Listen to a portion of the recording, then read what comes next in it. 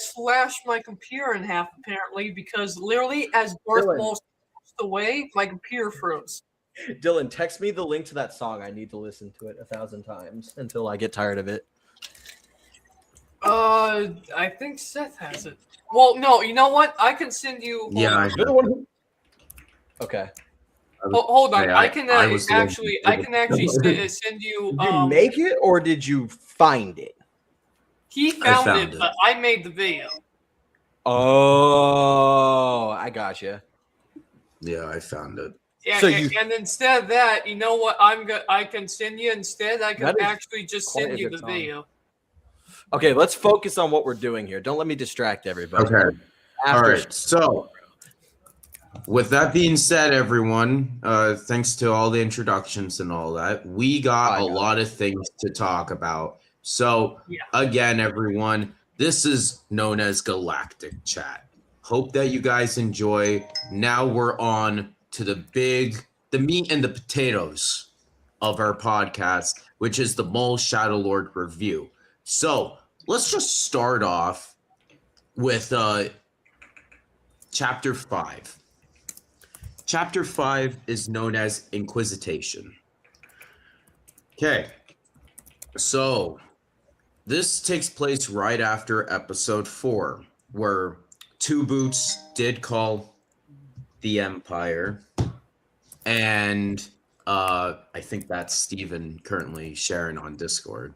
But anyway, I'm still here. Oh no! I'm saying my notifications on my phone. That was anyway. Not me. Oh, it might have been me 2 minutes ago. Yeah, that's what I mean. Anyway, so this takes place after episode 4, where Two Boots was like, "I'm sorry, Lawson. I had to call them. The Empire came, and Steven, we got introduced to an Imperial officer, right?" Yeah. We planned that. What is there? We planned this part. Do not think we're doing this because we're immature. Yeah. We have for context. We had a friend named Blake. We emphasis on had, not anymore. Yes. He's doing other stuff. I don't know. I don't really have words for him because he's not really here anymore. So, but no, we just wanted to do what we say used his to name in a Yoda voice. Yeah, we used to do that all the time. No, not we, Dylan. Me and Seth. You just sat there laughing.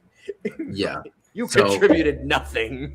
Of course, that's why I always do in our conversations. So basically, the Empire came. It's true. Gunships came out of the Star Destroyer. We had the Republic troop transport shuttle thing, which is now an Imperial drop down. We saw the TK troopers from the Bad Batch. Dude, they actually look absolutely insanely cool. That those are actually I love their designs. Which ones? Which troops? The stormtroopers. The TK troopers. Yeah. Right. Yeah, they're stormtroopers, but honestly, they're not with the stormtrooper helmet. No, it's not the modernized. It's not the modernized stormtrooper armor. Exactly. Yeah.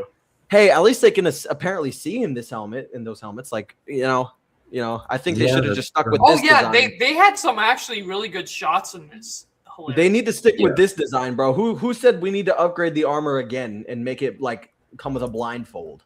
I know, right? And like low breathing capabilities and major discomfort. Is these stormtroopers look like the original concept art by Ralph? Yeah, that's what's really cool. I know that it's like a blend between Bad Batch and OG look. Okay, I know what happened to Seth. I'm not gonna say anything, but I know what's happening. So, no comment. Just let him deal with that quietly. Yeah, we'll care.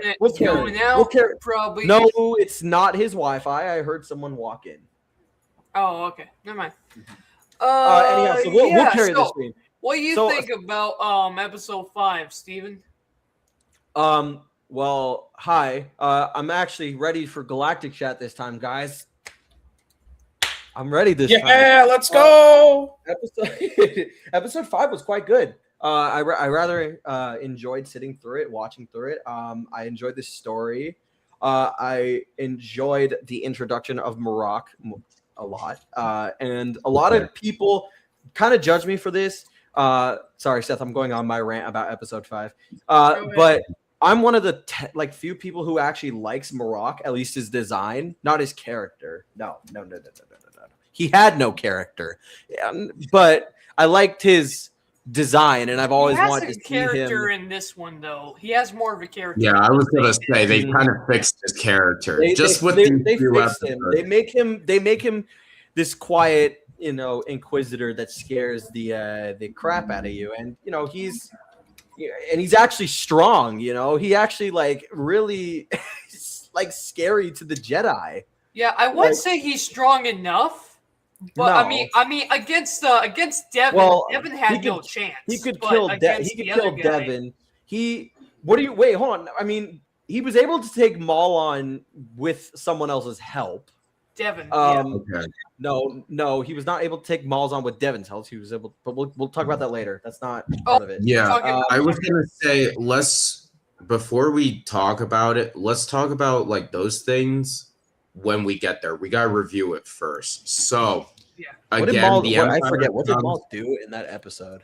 I forget what he did. He barely didn't do anything. That's why I don't remember. That's why I don't remember. Maul didn't seriously. Maul just watched. He's like, okay, the Empire's coming. He sat in a hole. Yeah. He sat in a hole upside down, not upside down, underground, and had 2 scenes.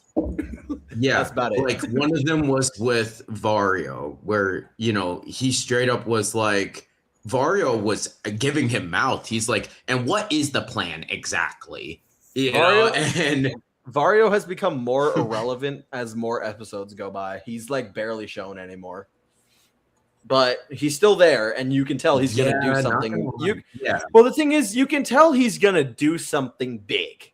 You can tell he's gonna do something bad. You just don't know when he's gonna do it because there's no build-up right now. There is a build-up. It's a very subtle build-up. I think the major build-up, twist, is gonna come with Crimson Dawn. Yeah. Yes.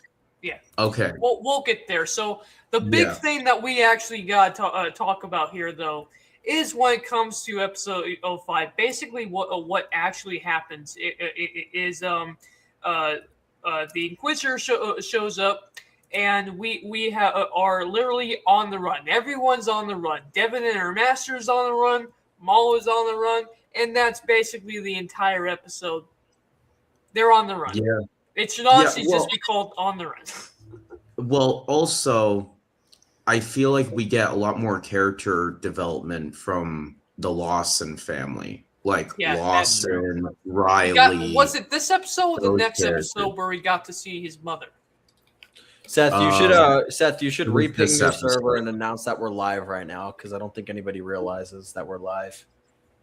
Okay. Because we didn't go live at the designated time. We went live a little bit late. Yeah, that's because of me. Sorry. It's your fault, Kill Hip. No, it is. Tisk, Dylan. I know. All right. I was ready and here at 8:00. Okay. So first my hair off, is horrible. Here, hang on. Let me pin it. I'm sorry, guys. All right. Also, what happened in this episode, though? Okay, can I say that I just love how threatening this show makes? Dude, see, someone instantly joined. I was right. Yeah, the Empire, was scary again.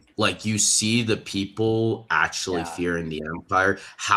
And it's not even the fact that they're necessarily scary. It's how mass produced they are. It really gives me Rogue One vibes.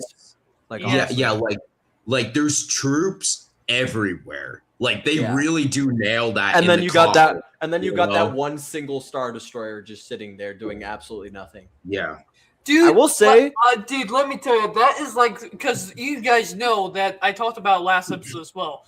That Star Destroyer is my favorite Star Wars ship ever. I love it from Episode 4 when it comes in, and dude, just having it sit there, dude, Yeah. that honestly, that image, I mean, I want that as my screensaver. That was I mean, here's Dude, here's what I want to know. I want to know if TIE fighters have been produced yet. We have Star Destroyers, yet have you noticed that fighters in general are just very reminiscent from this entire season?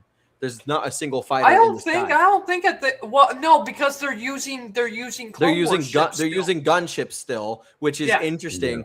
But I wonder if maybe because if you remember back to right when the Empire rose, they were in Bad Batch, they were still using clone fighters just as their so same thing. So it's gonna be a couple years before the TIE Fighter they were shows. using the V-wing. Yeah, still. so why haven't we at least seen V-wings circling the ship? You know, they could have called in fighter support when they were escaping. Why didn't they do that? They use speeder bikes, which is cool. I'm just saying I've noticed these things that their fighters are very reminiscent in this, and it's odd that it's probably because it's odd that the very Galactic Empire, Empire is an empire that needs to control all corners of the galaxy. They're not going to control the space part of the galaxy with LAAT gunships. That's not going to happen.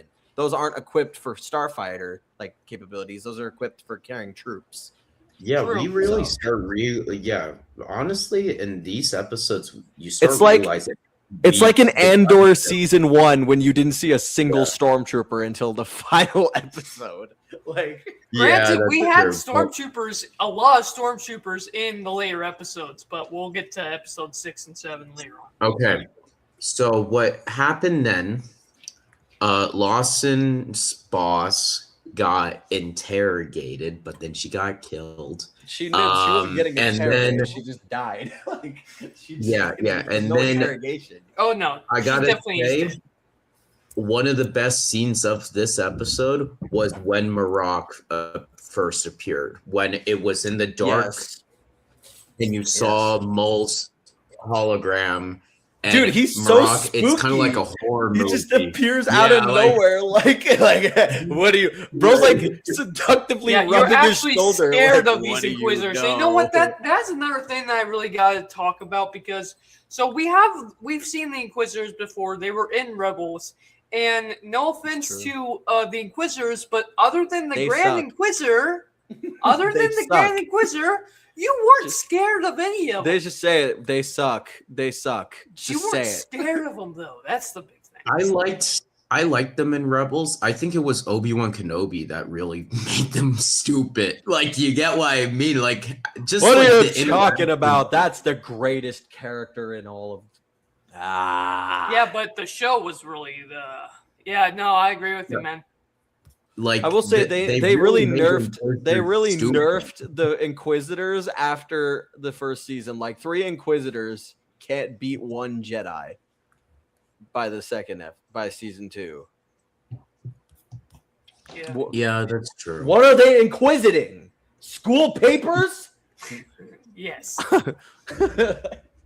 What are we That's doing? all they guys? can do is paperwork. Dude, And Dylan, let's fill out basically- paperwork. It's killing the Jedi. basically- Well, no, what because happened- here's the thing. This is what it is. All the good Inquisitors, which are these guys, they get killed. That's the problem. That's true. No, They I gotta get killed. 100%. All yeah, the good ones get killed before Obi-Wan. Guys, We I also- finally figured out the lore behind the Seventh Sister. She was filing paperwork, and then one day Vader asked her to track down Ezra. She didn't know what she was doing. I Yep. got it. I got it. Yep. That's all she was supposed to do. I got it, guys. Yeah, she was. I got doing it. paperwork I figured with out her the little plot. probe droid. I discovered Little the probe plot. droid with her little Like, paperwork. I'm sorry. The fifth brother needs a redemption arc more than anyone. Like during that fight with Ahsoka, he was just walking slowly. Yeah. He wasn't even trying. Anyhow, Yeah. back to Maul Shadow Lord. That's true. Yeah. Back to Maul Shadow. Yes. Okay. So then gonna- Marok real quick, went I'll be on right a back. whole I like think my dinner might be investigation ready. where we found out he has the ability of force echoes. He can hear and Which that was he can so hear cool seeing him lightsaber hunt the sounds Jedi, and all man. that. Yeah. That's cool too. We also got confirmed. This was an outside source though. He is the first brother. He is not like a 12th brother or No, anything he is like the that. He first is brother. the first brother. So what Yeah. I'm kind of figuring out is the higher the number, well, no, the lower the number, the stronger the thing. I wanted to say that, but no, because the 11th brother is really strong. Yeah, I don't know how it really works Neither because do I. remember Reva and Obi-Wan Kenobi is the third sister, you know? Yeah, she was So I bad. don't understand that. And not I good don't bad. yeah. She was terrible. Yeah, I was gonna say Reva should be like the 16th sister. like Yeah. like you get what I mean. Like I don't understand the third, but okay. Um and then basically what happens is the Jedi, Daki and Devin, they reunite. Devin is over here trying to explain to him like, well, what about Maul? And then Daki's like, it's Maul's words that I hear from you, you know? And then they're like, yo, what, we're just gonna go to what's his name's Yeah, they're house. trying to get off the planet, but they really yeah. can't, so they have to go to Lawson's house. Yeah. Which it was funny when Daki mind tricked the one stormtrooper. And then it was only for a few seconds. The guy was like, "Hey, why did you let him go?" Well, no, now we can go. understand the whole thing about okay, one stormtrooper gets tricked, big deal. But if you don't trick a couple of them together, you're kind of screwed. The thing about when we see in episode 4, we only really have one stormtrooper doing the job. The other guys don't care. The other guys were barely paying attention. They were searching for droids. Yeah. So that's why Obi-Wan's trick really worked. And not Daki's. Yeah.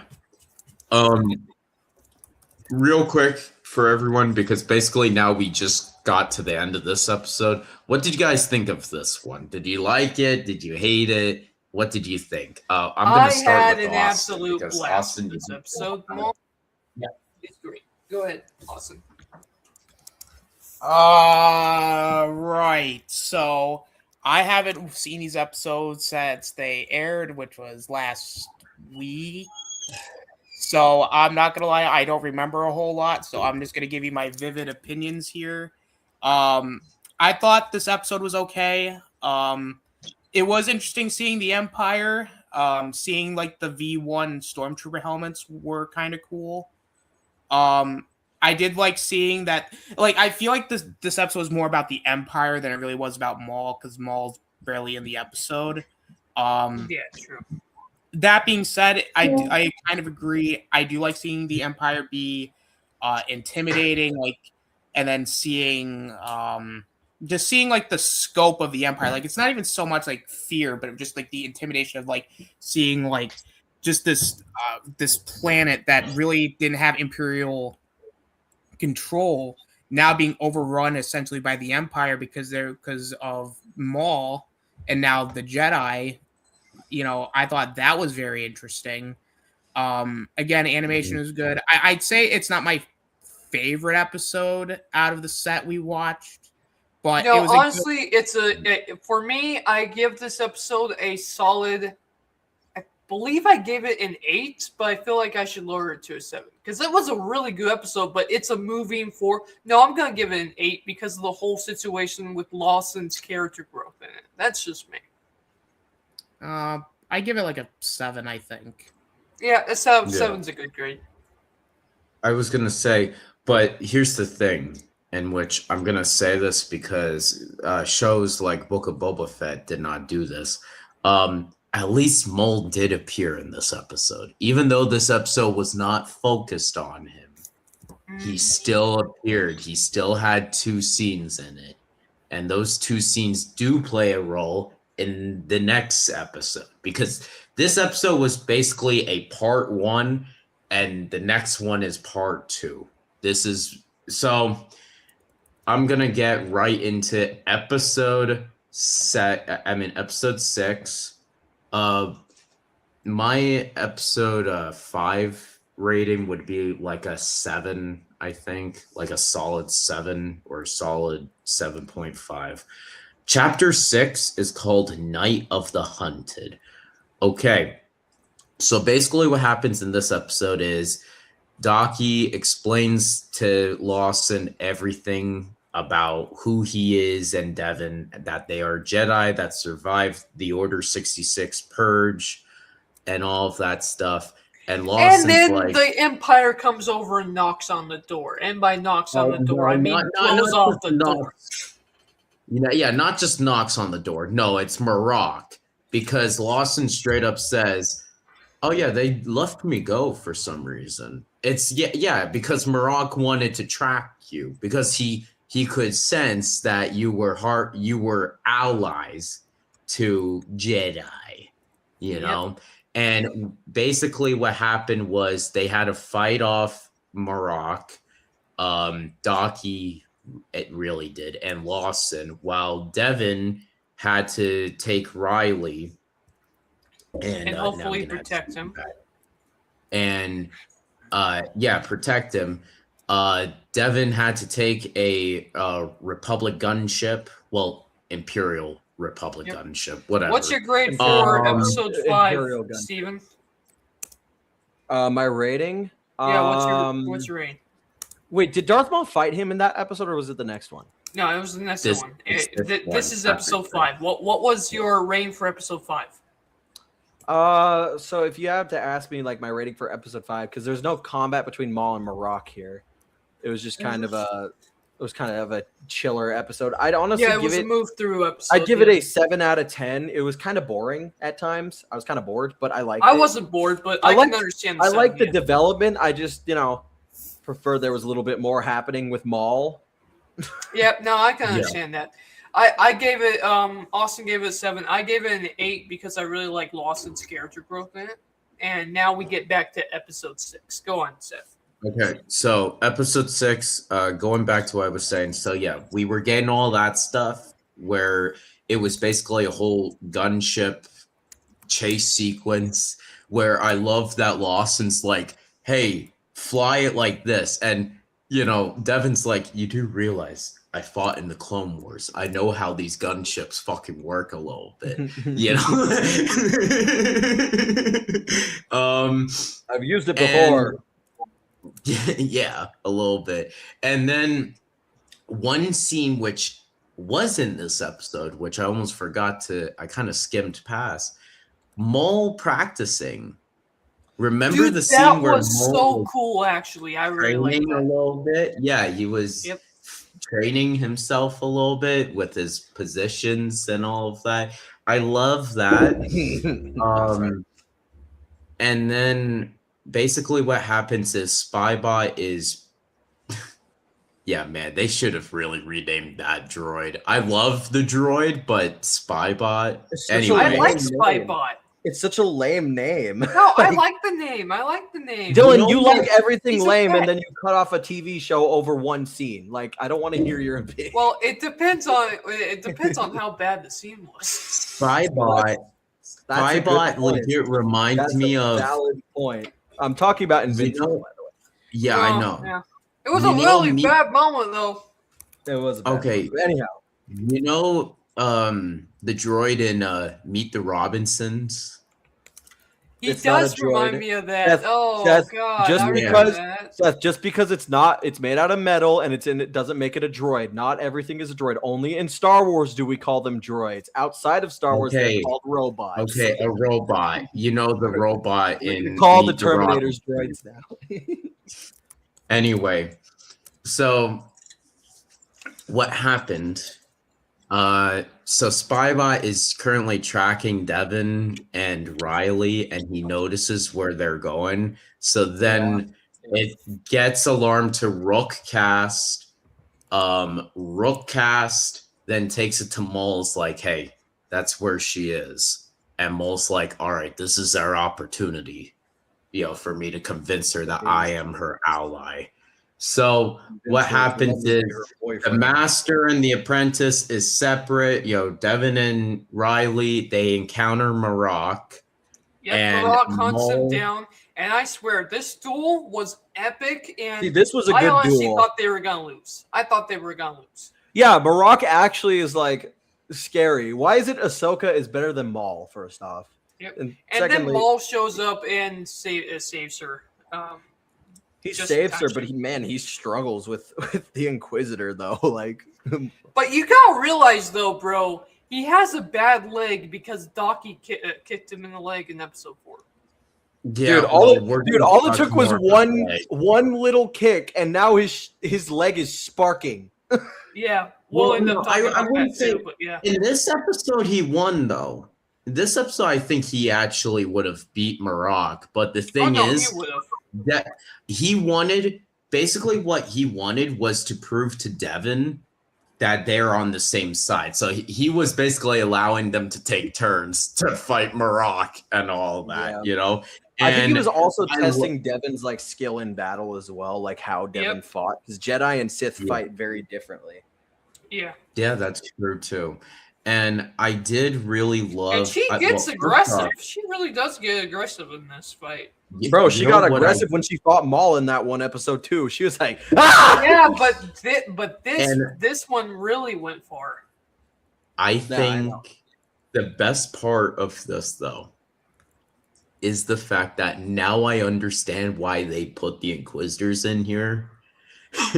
It's really just to get a double-bladed against a double-bladed lightsaber duel. Like, Which come is- on, and I that gotta was admit epic. that. Like, that's which like is the completely- only reason. Which Star Wars? For once, we're not saying you made a bad choice. We're actually saying you made a good choice here. So don't With take it- lightsabers too. And here's the best part, right? The lightsabers actually feel like they're gonna do damage. The lightsabers actually feel like lightsabers. lightsabers. Like you feel like if you're gonna get stabbed by this, you're gonna die. Look at how Yep. Maul treated the Yeah. pikes, bro. Like, Yeah. Yeah. Well, see, that's exactly what I mean, though, is that, hey, I'm actually going to say this. Disney Star Wars did something that George Lucas didn't do. A double-bladed against a double-bladed. That's because George lightsaber Lucas duel, just didn't have you the know? time to do it, though. I guarantee Yeah. you. Yeah, I know, but I'm just saying, though. Well, hey, you I'm gotta just remember saying, though though, this. like- You gotta remember this though, man. This wasn't Kathleen Kennedy. It was Dave Filoni. Ergo, I know, Dave Dave Filoni actually directly did it. under George Lucas. Ergo, George Lucas did this. I'm sorry. There Dude, the you George go. Lucas training arc. Yep. The George Lucas. We got some Rocky action here. Anyway, but yeah, and then I love that as soon as Devin does like cut off half the train, she has the lightsaber. Like, are we gonna fight now, Mole? And then Yep, and Mole he just just is turns like, it off. He's nah. just- Maul and just- I Maul love is his like, expression nah, too. It's like, Let me sum it up on how it ended in my words. The episode ended. Maul dabbed her up, said, "What's good, homie?" She said, "What's good, my fam? We're good now." That's how it ended. yep, nope, that's what it was. And Yep, then next 100%. episode, she wanted to run away again. Devin is so effing bipolar, and it pisses me off. He's She like, can't pick a side. Devin, Well, she I mean, not never Devin. trusted him. She can't Austin, pick a what is side. she like? Austin, tell us, what is she like? Yeah, what is she like? What does she say about being a Sith? She's like, Oh, Devin. Oh yeah. She every time she sees Maul, she's just disgusted. Maul's like, "Join me, Devin," and then Maul's like, and then she's like, "No, I won't because She's like, you're "Brother, a Sith, and I'm a Jedi, and I don't work with Siths because you're a And Sith and you're evil. You're a Seth.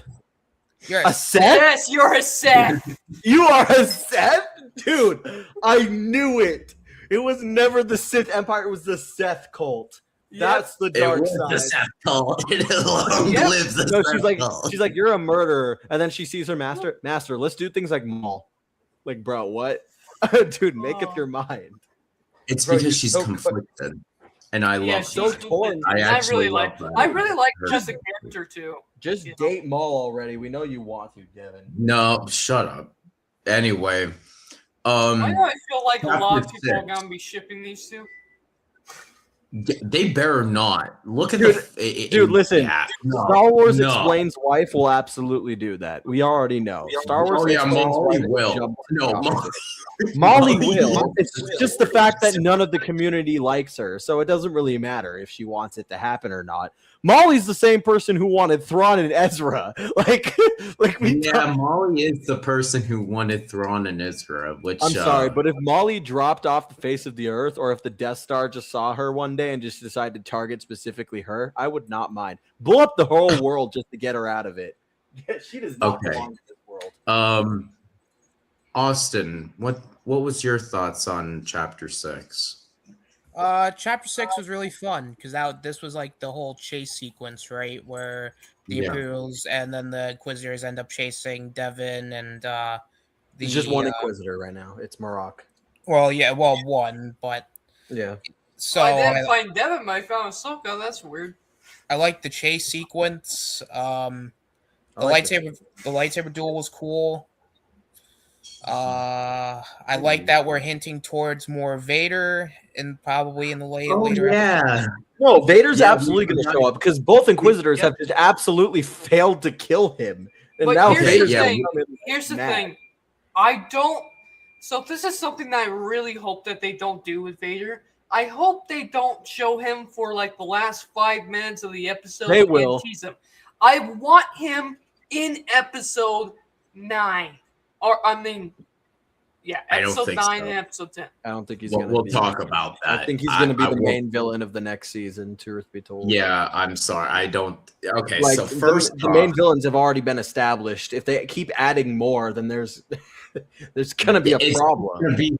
Especially if this show goes on for 5 seasons. Like they're not going to instantly make him the villain, bro. He might not even show up, and they might have just made that poster early for a later season. You have to realize. No, he'll show up. He'll show up, but not as a fight. I don't think a fight is going to go on yet.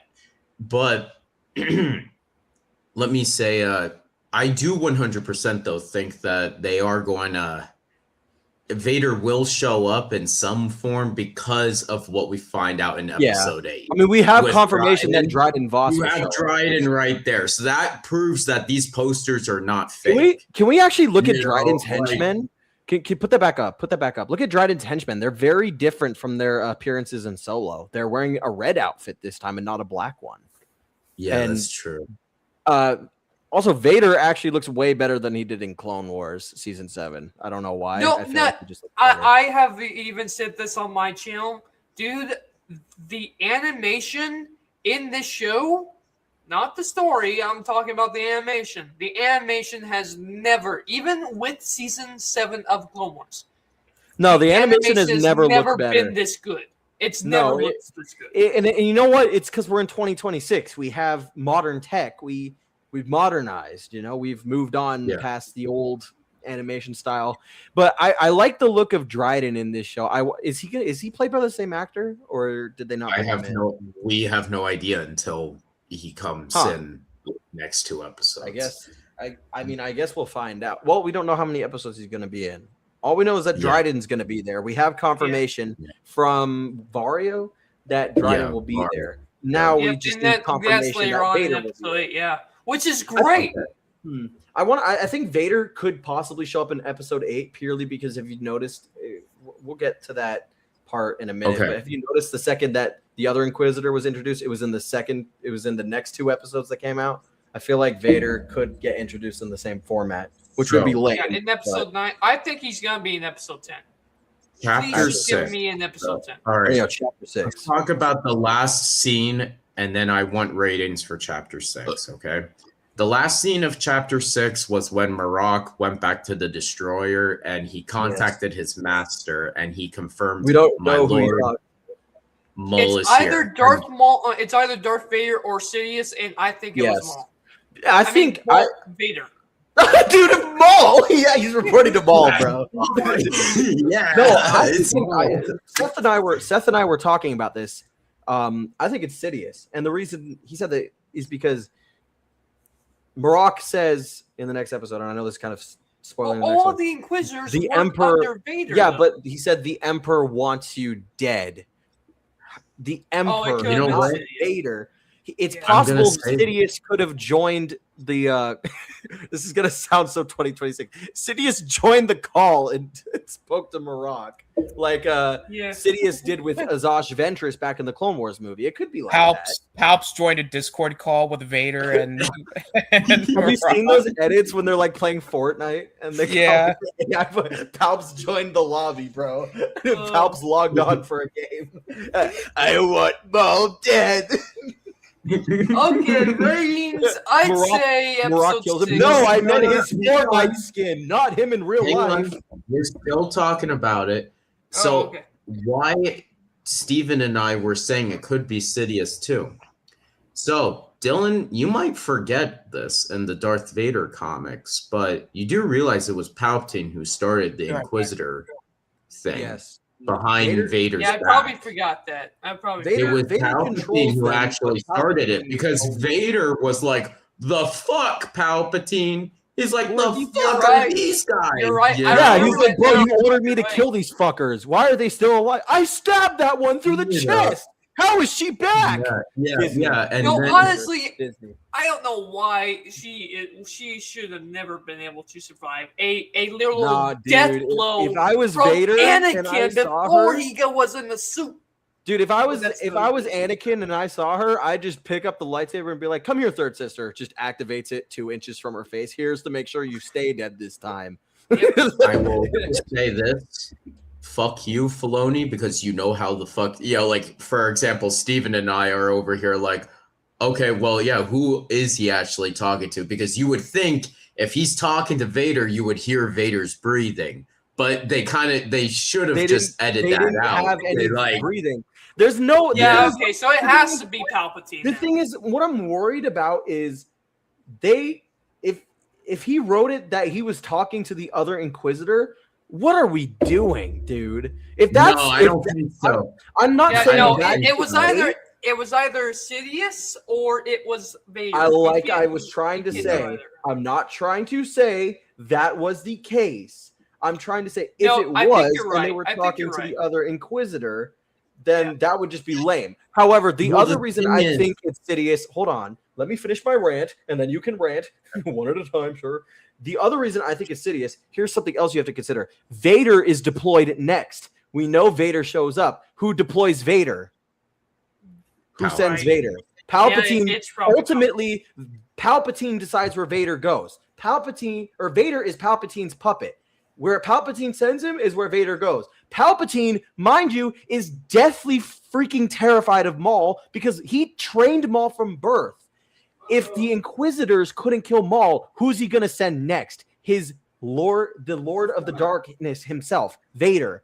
I think it's Palpatine who's ordering the Inquisitors around this episode. Because I agree with you. You know what? I think the whole reason Vader's not there already, Vader doesn't know about it. Palpatine hasn't even told him. This is all an operation under Palpatine's guise. And I think that Vader has been left in the dark up until now because otherwise he would be there already. Palpatine only tells Vader stuff when he wants him to kill that person. Like, the reason why we might not see Marok a whole lot is because maybe he's Palpatine's personal Inquisitor. That's what we're saying. That could be the case. I'm just saying. I hope we do get more Marok in season 2 of this show. I think that Marok is like Seth. I think we talked about this. Marok will be like an ongoing villain that we see for multiple seasons. I don't know about the other Inquisitor, mainly for the fact that he has no voice actor. Especially because he also dies from Ahsoka. Yeah, he's supposed to die, and they can't even get a voice actor to replace him. How hard is it just to create a voice changer? You're a multi-million-dollar company. I found out who actually voiced the 11th brother. You know who actually voiced him in the Tales of the Jedi? Clancy Brown. You know who also Clancy Brown voiced? Savage Opress. Yep. Is he dead? I think he passed away, yeah. That's why. What? No.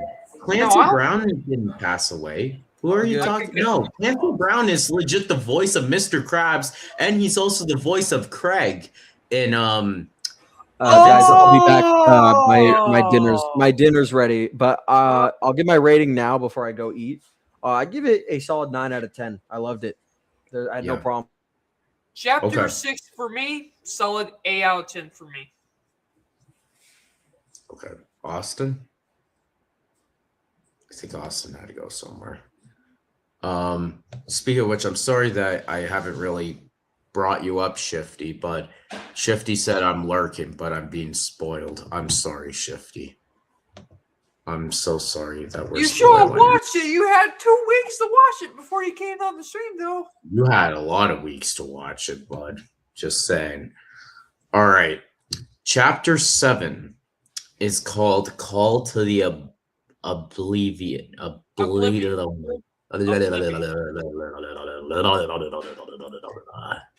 to the guys. Oblivion. Thank you. I'm not even gonna try. Oblivion. I'm not even gonna try. It's like a spell. You know why I remember that? Because of Harry Potter. That's what Hermione says to erase people's memories. Oblivion. Oblivion. A blah blah blah. Yeah, it's called Call to a blah blah blah. Call to a blah blah blah. No, it's called That's to what he a says. Call to the blah blah blah. All right. So, Call to the blah blah blah is chapter 7. Picks up where chapter 6 left off, and Mole basically is taking Riley and Devin back with him, where they meet up with the rest of the Shadow Collective. Another thing that I forgot to mention in chapter 6 is the Mandalorians. The Mole-lorians are not liking exactly how things are going. Yeah, because basically when it comes to them, they're not loyal to Maul like that one girl is. They're here, they're mercenaries. They want money. And the fact that they have to leave their money behind really is getting on their nerves. They're not liking the system. They're expecting to be paid. And first off, they don't like that the Empire is now involved. No, they don't. That was because first strike. Because that shuts down their whole operation. Yeah. They're not going to get money from it. And then the second thing is like what we said, with them being told by Rook Cass to leave the money.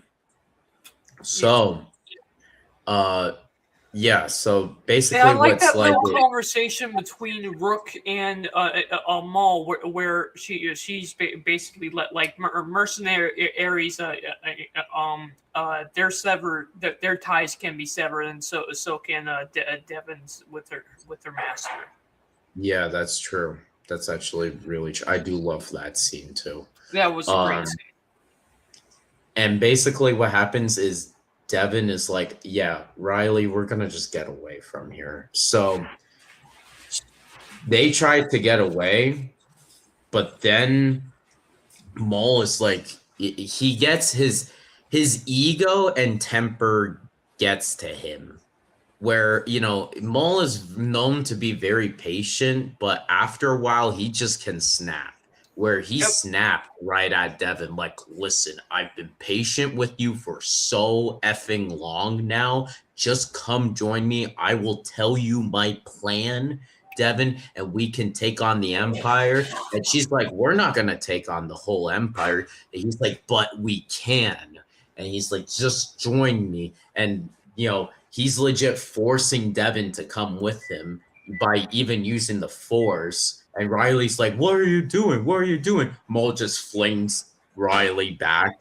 He's like, I want Devin. And then a Imperial probe droid tracks them. And then Spybot is like, MP trash or stupid MP droid. And he goes and he kills the droid, but it's too late because now... And the Empire's on top of them almost instantaneously.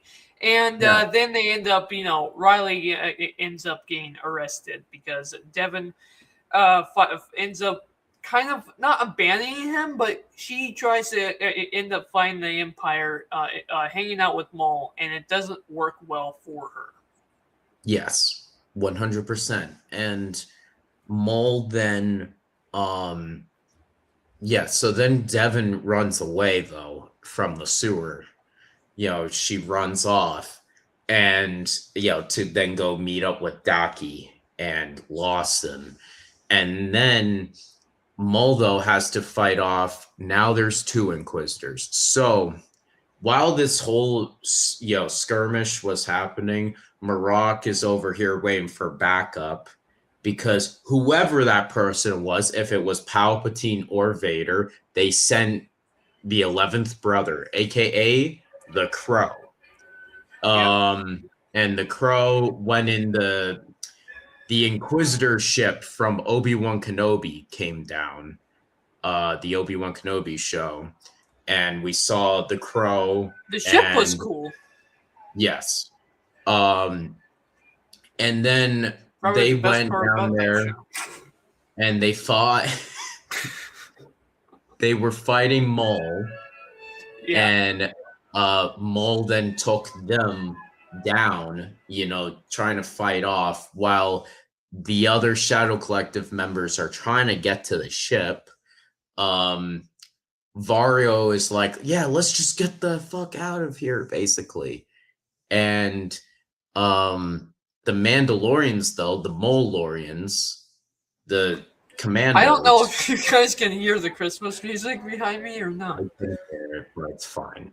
The Mandalorians, though, the 3 of them, they were not loyal to Maul and all that. They decide, we're just going to take the gauntlet and get out of here. We're just going to take the ship and get out. Well, too bad, too sad, because then the gunship shot it down and exploded. They don't have a ship anymore. Whoopie fucking do, Meanwhile, because Maul is jumping around and all of that, Maul's leg is injured, and also his waist. It's not just his leg; his waist is also. Well, his waist doesn't get injured until the Crow cuts him. Yes, that is true, though. Yes. So now it's 2 against 1. Maul is fighting Marok and the Crow, and this duel is great. I love it very much. And what happens then is Maul is so Maul's still fighting them, but he's almost about to die. Until then, one of the brothers Zabraks actually came to knock the Crow down, and then he got stabbed right through the chest, and he died. That scene is so important because this is a big part of it.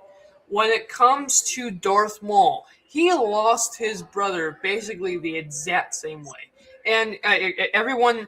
I don't know. A lot of the normies might be confused about this because they see that at their Darth Maul's people.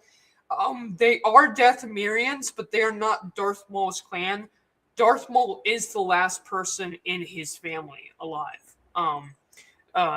These are just other Dathomirians. But literally seeing another Dathomirian lose his brother, I just love that moment where Darth Maul really has this like shocked emotion from it. You really get a lot of great emotion from it. Yeah, and even the other Zabrak, I feel bad for him that he lost his brother too. Yep. And basically what happens is the Inquisitors just throw him off the waterfall like he's nothing. Yep. Also, when they jump through the water, dude, the steam off the lightsabers, brother. I can't get enough of it. Yeah. No, that's also good too. Yeah, 100%. And I do love even how hard Maul was like yang at, and then it looks like Maul's surrendering, and you're like, why is he surrendering to these guys? Yeah, and then he basically they are like, Hold on. Dude. You gotta say the line. Marok is like, no surrender for you. The Emperor wants you dead. And Maul's like, likewise. yeah, dude. No, seriously. Likewise. Dude, I just Anyway. love the way he says likewise as well. Likewise. And it ends the episode right there. My score, dude, no joke. I know it's crazy. I'm not going to give this a 9. I'm giving it an 8 because I feel like if I give it a 9, I'd be hyping it too much. I'm giving it an 8. The next episode, I'm spoiling my range already. It's already 9. Yeah, we'll talk about next episode. I kind of want to wait for Steven and Austin. I don't know where Austin went, but yes, 100%. I do agree with you, though. I think this is an 8 out of 10, though. This episode was really good. And you know what's super sad, though? You watch this show and you're like, man, we're already getting the last 2 episodes in just a few days. Like, legit, in less than 3 days now, because today's the 1st of May. Less than like 3 more days. We're getting the finale, and that's it. We'll have to wait like a year or 2 for next season, which sucks.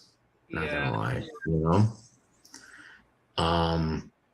Because I'm really invested with all these characters. And that's the one thing that I like about the show actually a whole lot, is that I'm invested in Mole, yes, but I'm also invested in characters like Lawson. Devin. They do a really good job at making you connect with all of the characters. And you know what? Here's another thing that I actually want to talk about. I actually really want to mention this.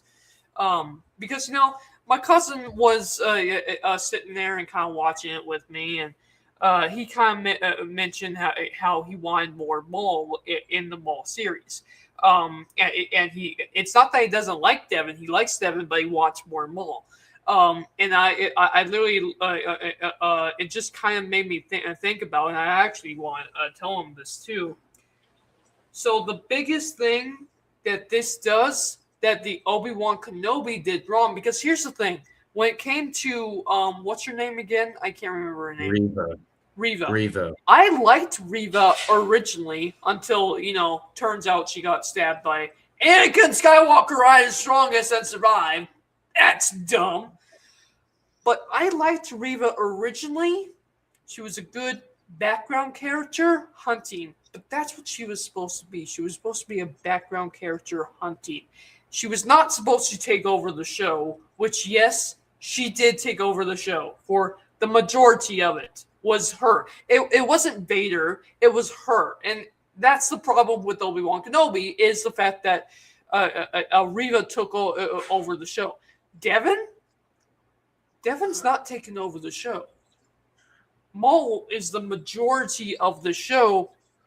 He wants Devin to be his apprentice, so it makes sense that he's going after Devin. But they make Devin such an interesting character, unlike Reva.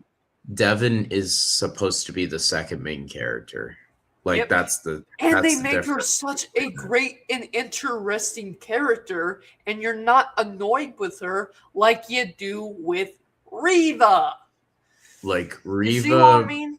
Yeah, like, Reva was not supposed to be like the main villain of Obi-Wan Kenobi. It was supposed to be Vader. So, you know, or just all the Inquisitors. Like, they even marketed the Grand Inquisitor more than Reva. So, in the Obi-Wan Kenobi show. So, I think, I mean, like, I understand some people might have complaints about that, but I don't, because this is what George wanted. This is what George Lucas wanted. He wanted, you know, Maul to train a Twi'lek that would become Darth Talon. Again, I'm going to say this again. I don't think she's going to call herself Darth Talon. I think she's just going to say Lord Talon, kind of like Lord Maul, because again, Maul is not a Sith Lord right now. He is not a Sith Lord. He's a former Sith Lord, but he is a crime lord. And also, he fucking hates the Sith. So, Oh, yeah, he does. I was literally talking and my thing was out. Anyway, like there is so much I really want to get into that whole thing within episode 8 too. We're saving it for them, but dude, you're hitting something that I really want to talk about. Well, bro, I even talked about it last week. I said you gotta realize Palpatine's relationship with Maul is very much of a father and son than it's not like Vader, like Anakin. It's not like Anakin and him. It's not like Dooku and Palpatine. It's more so, you're my son and I cast you away, pretending like you're nothing to me. That's legit what Palpatine did to him. And, we'll talk more about that for chapter 8. I'm just trying to wait for, I understand Steven has supper, which is fine, but I don't know where Austin's at. Yeah. I don't know if that's his internet, but you know what? Let me actually check his Discord. Oh, yeah. Hand this off. Real quick.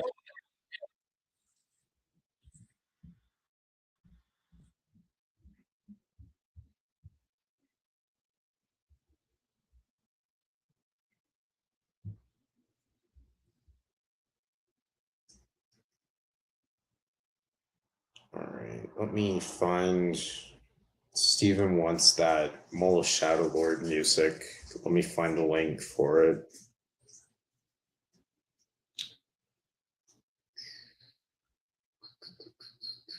Sorry, guys, that I already sent him the link to my video, so yeah, the video has the song, dude. I know, but I'm just gonna do it anyway because he texted me. There we go.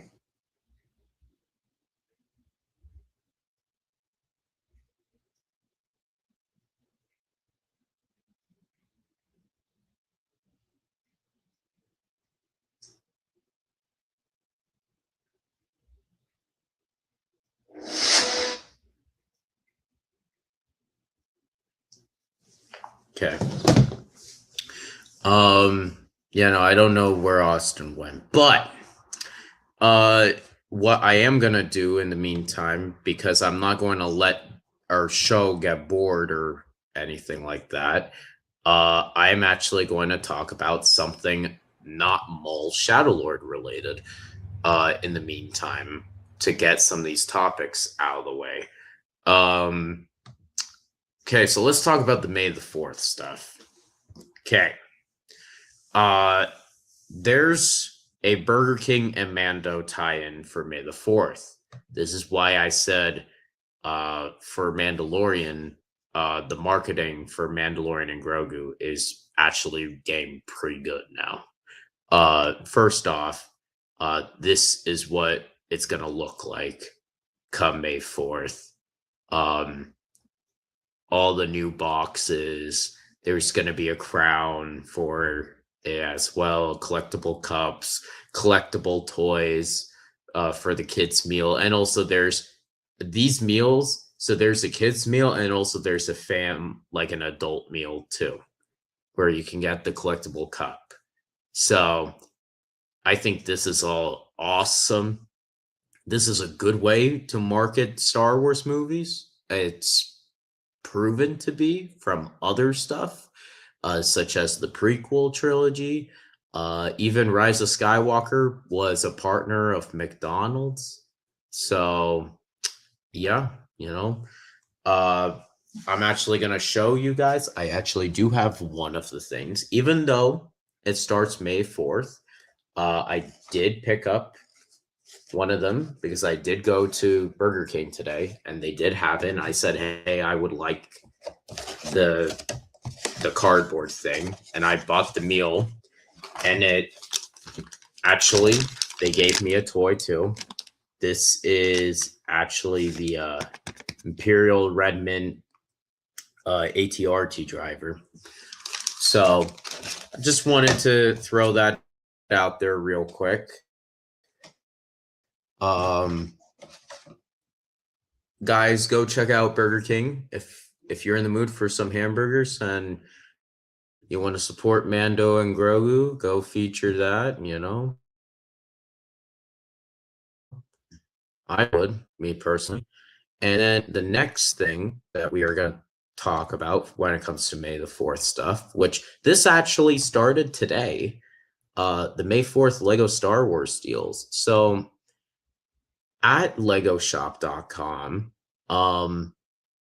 you can buy the Lego Star Wars sets, and if you spend over $160 of Lego Star Wars memorabilia, like if it's a Star Destroyer you want to get, which I know Dylan has the Star Destroyer, if you want to get the Dark Side Millennium Falcon, if you want to get any of the UCS Ultimate Collector Series sets or more, the May the 4th promo, if you spend over that, is actually a Lego Darksaber. So that is exclusive. It's only available exclusively at Lego stores and legoshop.com, only for May 1st through May 5th. So if you want to get it, get the Darksaber, it's only going to be available for that time. And you can't buy the Darksaber. You got to buy things to get the Darksaber. And also, you will also get a free mini Razor Crest as well, if you do that. Now, if you buy the UCS N1 Starfighter, which is going to be only available May 4th, will start on May 4th, you will get a collectible Mando and Grogu thing. I forget what it is really, but that's the picture of it right there. So I'm legit just prompting you guys, if you want to get any Lego sets, like for example, the new Razor Crest Lego set, or the X-Wing, the new Republic X-Wing. If you want to get any Star Wars sets that you don't currently have that's being sold at legoshop.com, you should try to do that within this weekend, because you get the free Darksaber promo. So just saying that right now. Yeah, that's my little bit of the marketing stuff. Now, Where's right. Austin? See, now I don't know about that either. But I'm glad that you're back. Dylan, come on, Dylan. Put on your camera back, bud. Dylan, what are you doing? You're criminal to society. How dare you not show your gorgeous face? This is an outrage. It's an actual outrage. Right. Well, we did review. Gotta get dinner. Dude, look what he said in chat. Dude, my exact reason for leaving, not even 5 minutes ago. Dude. Bro, it's so badly timed. Well, chapter 7, we already did review it though, Steven, but I do want to hear your thoughts on chapter 7. Oh yeah, it was so good, bro. Like with the introduction of the new Inquisitor. Yeah. Sad that no one's voicing him right now, but my God, would I love to see him talk. Because he has he has aura, bro. He has aura, bro. He is just cool. He deserves talking scenes, bro. He did a whole interrogation and he had no lines. It was so lame. He just stood there. Yeah. That's otherwise, true. I give it an 8 out of 10 for its really good quality, very good fight scenes, and then the ending, bro. Yeah, where Maul When collapsed. When I watch those Wow. Mandalorians get blown up, I'm sorry, there was zero pity. I started busting out laughing at the instantaneous karma. They didn't even get 2 feet and they died. Yeah, I don't know. That's true. It felt really good. And then the duel with Maul and his final line before like almost dying, because we thought he died there, was just like one of those badass lines where he's just like a really cool character. I guarantee you Knights of Melvin has said some shit about this show already, because the dude's just a hater through and through. But we're not here to talk about Melvin. Like realistically, I think I loved episode 7. There was absolutely nothing wrong with it. Like also the actor playing the stormtroopers, shout out to you, bro. You've been playing the stormtroopers for a while. They have the same voice they've had back in like Rogue One. Mm-hmm. Like he sounds. Yeah, I was gonna say, whoever is sounding the stormtroopers in this, you actually sound like a fucking stormtrooper. Thank you very much. Like you finally sound like also, dude. Unironically, Melvin hasn't. Oh, never mind. Never mind. He is talking about Maul. His words were, "Darth Maul is a crybaby." Yeah, God. And no, anyone likes that, man? No. He's talking about the scene where Maul was crying over his brother's death. In the thumbnail, we'll get that. That's chapter. We'll get to that. We'll get to that later. We'll rant about that in a minute. But where's anyhow, Austin? Did you get in contact with him? No, I did not. Austin, I think it's his internet. Yeah. I honestly think it's his internet. Yeah, but dude, realistically, I thought episode 7 was a great episode. I didn't really have any problems with it. I think it came out very well. The quality was nice. The animation was well done. Yeah, and like he's meant to be.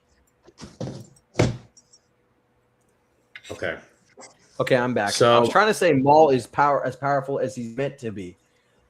Yes. You know, canon-wise, he's finally meeting that level again that we saw in Clone Wars back in the day before Maul got nerfed a little bit in season 7. Chapter 8. The Creeping Fear. Right. The creeping. Okay, never mind. I'm not gonna make that joke. This episode was a bit of a different one. This is my favorite episode of this entire show. Yeah, no, straight up, bro. There's like hands down, it's the best episode they've ever done. Like, like Maul's PTSD. Like it shows that Maul isn't just a stupid stone cold killer. Because let's be real, if Maul was just a lame killer with like zero story, would we really care? No, and you know, realistically, like you can be mad about Maul crying about what happened, but you have to understand Maul was trained from birth to be a killer.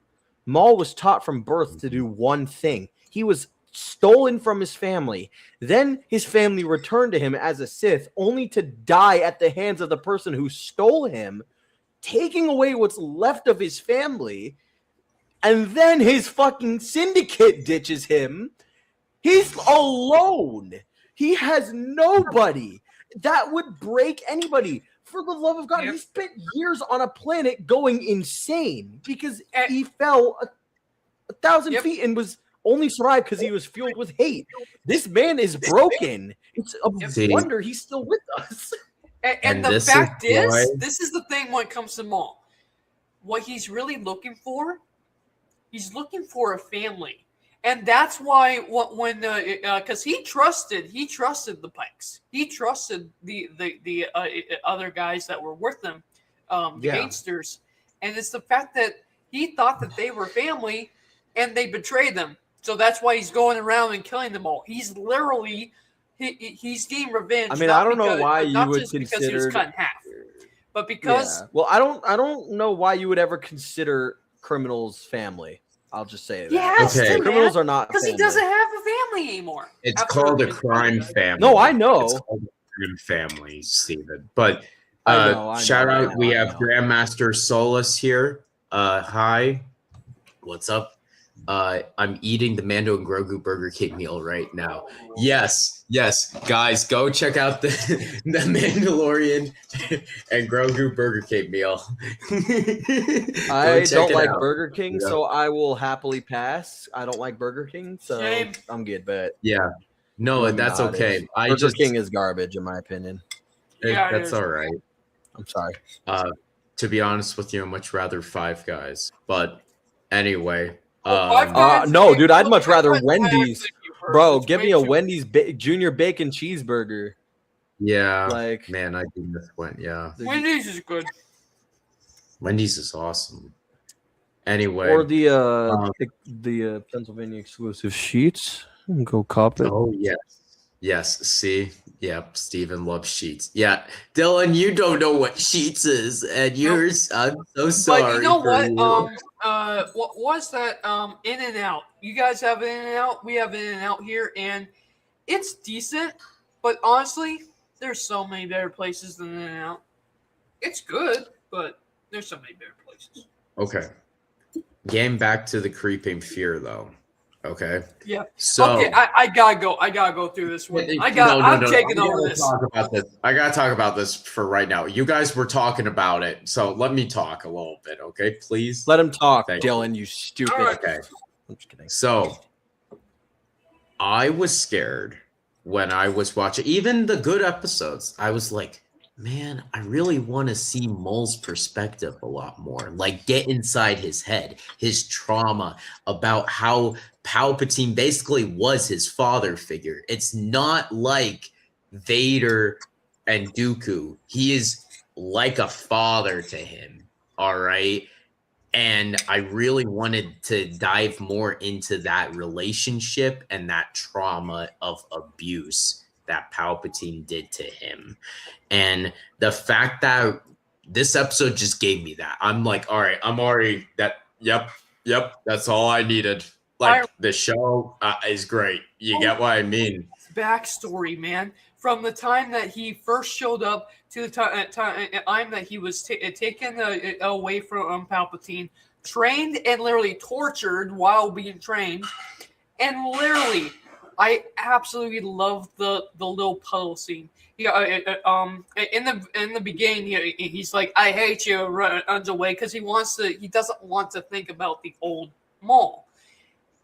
At the end, he sees little Maul. Little Maul is like, "I'm sorry," and I just love Maul's moment here. Maul was like, "It's okay, because I'm not gonna let him do this again." That's his true motive. He's gonna take down everyone that screwed him over. He's not gonna let anyone else not have a family like he has. And Granted, you know what? he's not a hero. He's not gonna do this the hero way. Yeah. gonna do this He's the not going to bad do it the hero way. He's going to use the. And see, I even love, you know, how he got away. How he got away was by using what, guys? His hatred, his hunger for his revenge. Otherwise, he should have been and dead that's from what, all the and that's what I have water a and the problem. tech issues Yeah, with he his should have leg. been dead. Dude, there's so many incidents where Maul should have been dead just in Star Wars. I'm sorry. Maul should have died a long time ago. And the thing is, to the guy, who, you know who you are, talking crap, saying Maul's a crybaby for crying. Do you realize Maul's only alive right now because of his hatred? Once again, Maul is just doing what he did in the first movie, except exactly what happened in the Clone Wars. Reliving scenes from his past, going slightly insane, and being fueled only by his hatred. 3 things that kept him alive after the Phantom Menace. So please, continue to And hate he's on a Darth really Maul, tragic you sound like character an when you idiot. think about it. You He's know what? a tragic You know what they character. all want to see? They all want to see the big bad guy throw a lightsaber, and that's it. Lightsabers, Star Wars. You can't have real emotion in Star Wars. It's like, They don't want complex it's not like Luke characters. Skywalker They don't was, want I don't complex know, through his characters. lightsaber way, was tortured by Sidious and asked his father to save him. No, there's no emotion in Star Wars. Maul is a Yeah, bro, we're very just supposed to be dead inside. Maul is a very morally complex character, which Yes, is he is. very good to watch, Mhm. because you know I would that have been he sad does if he was just very- one-offed in the Phantom Menace, bro. Like Yeah. the That's people what I complaining didn't about like that, him. like I literally did like, not dude, like him in the Phantom he Menace had at all. no okay, I liked him in the Phantom Menace. It's I just he did. had I hated him no in the Phantom time Menace. at all. Yeah, I But hated Dylan, him your in the Phantom opinion Menace. is just not your opinion. is It just changed in unvalid. Clone Wars, but before the Phantom Menace, he sucked. He didn't He just suck. He looks killed cool. That's all he Qui-Gon. does. He looks sorry, cool. but I'm he was sorry. better Looking cool is I'm fine. sorry, That's he what was I better than Dooku in the movies. All right, I'm sorry. I like, liked Dooku more than Maul. no, Well, no, Dooku. screw You you. see, the thing is, Dooku's a trash Well, talker. Dooku Maul's does- just Maul doesn't care about talking trash. Maul just cares about getting the job done. That's what I Yes, but like at least about Maul. Dooku He doesn't does sit there stuff. yapping. Maul doesn't do anything. No, I don't Dooku mind really Dooku either. Built the entire Separatist army. Well, no, see, and I even said this to Dylan earlier true. today. I said to him that I actually never cared about Dooku that much Neither did until I. Tales of the Jedi. Until Tales of that story, Same. those Same. I just three felt like Dooku episodes. was kind of boring. But Yeah, Dooku like that's was he was always the better old than man, the old boring man who Well, was a former Jedi. You know, You I agree forget with you you, but he forget was better than too Maul. that Until you the Clone forget Wars. that you forget that Dooku also has a different backstory than Maul. Maul was Yep. kidnapped. Dooku was won over. Dooku is a completely different character. Maul in the Phantom Menace has known no Jedi. He doesn't serve the Jedi. The only thing he knows is the way of the Sith. Therefore, And pure he doesn't pain. focus on talking trash. He only focuses on getting the job done. I guarantee you, he was tortured just for talking half the time. So he's quiet. Dooku, he doesn't know when to shut the hell up. He just goes on and on and on and on and on, and then he loses. So You Dooku, know, Dooku's Dooku got a did problem. so much more in episode 2 than Maul did in episode 1. That's why I like him. I still agree Dooku with did him, have a though. permanent impact in one aspect. Dooku had a permanent change in one aspect. He cut off Anakin's arm, whereas Darth Maul completely killed Qui-Gon, taking him out of the picture altogether. So they That both is left a true. very heavy impact on and characters. that is more. They both I were very powerful characters. Yep. I will also say though, it was Qui-Gon's death though that really pushed Anakin to the path that he went on, because he lost the only Yes. guy who viewed like a father figure. So I think Yes. that's even So- more impactful than Anakin Maul- losing. Dude, do you realize what this means? You Do you know? realize what this means? Anakin, probably the reason Anakin fights Maul? Holy shit. Wait, what if when Anakin's fighting Maul this season, he mentioned Qui-Gon? I'm just saying. Yeah, I'm that's just what saying. Yeah, that Palpatine could be should nuts. do. But no, Palpatine should when it comes use to that. the Like, movies, be like, episode hey, 2, episode 1, Maul is such a loser villain.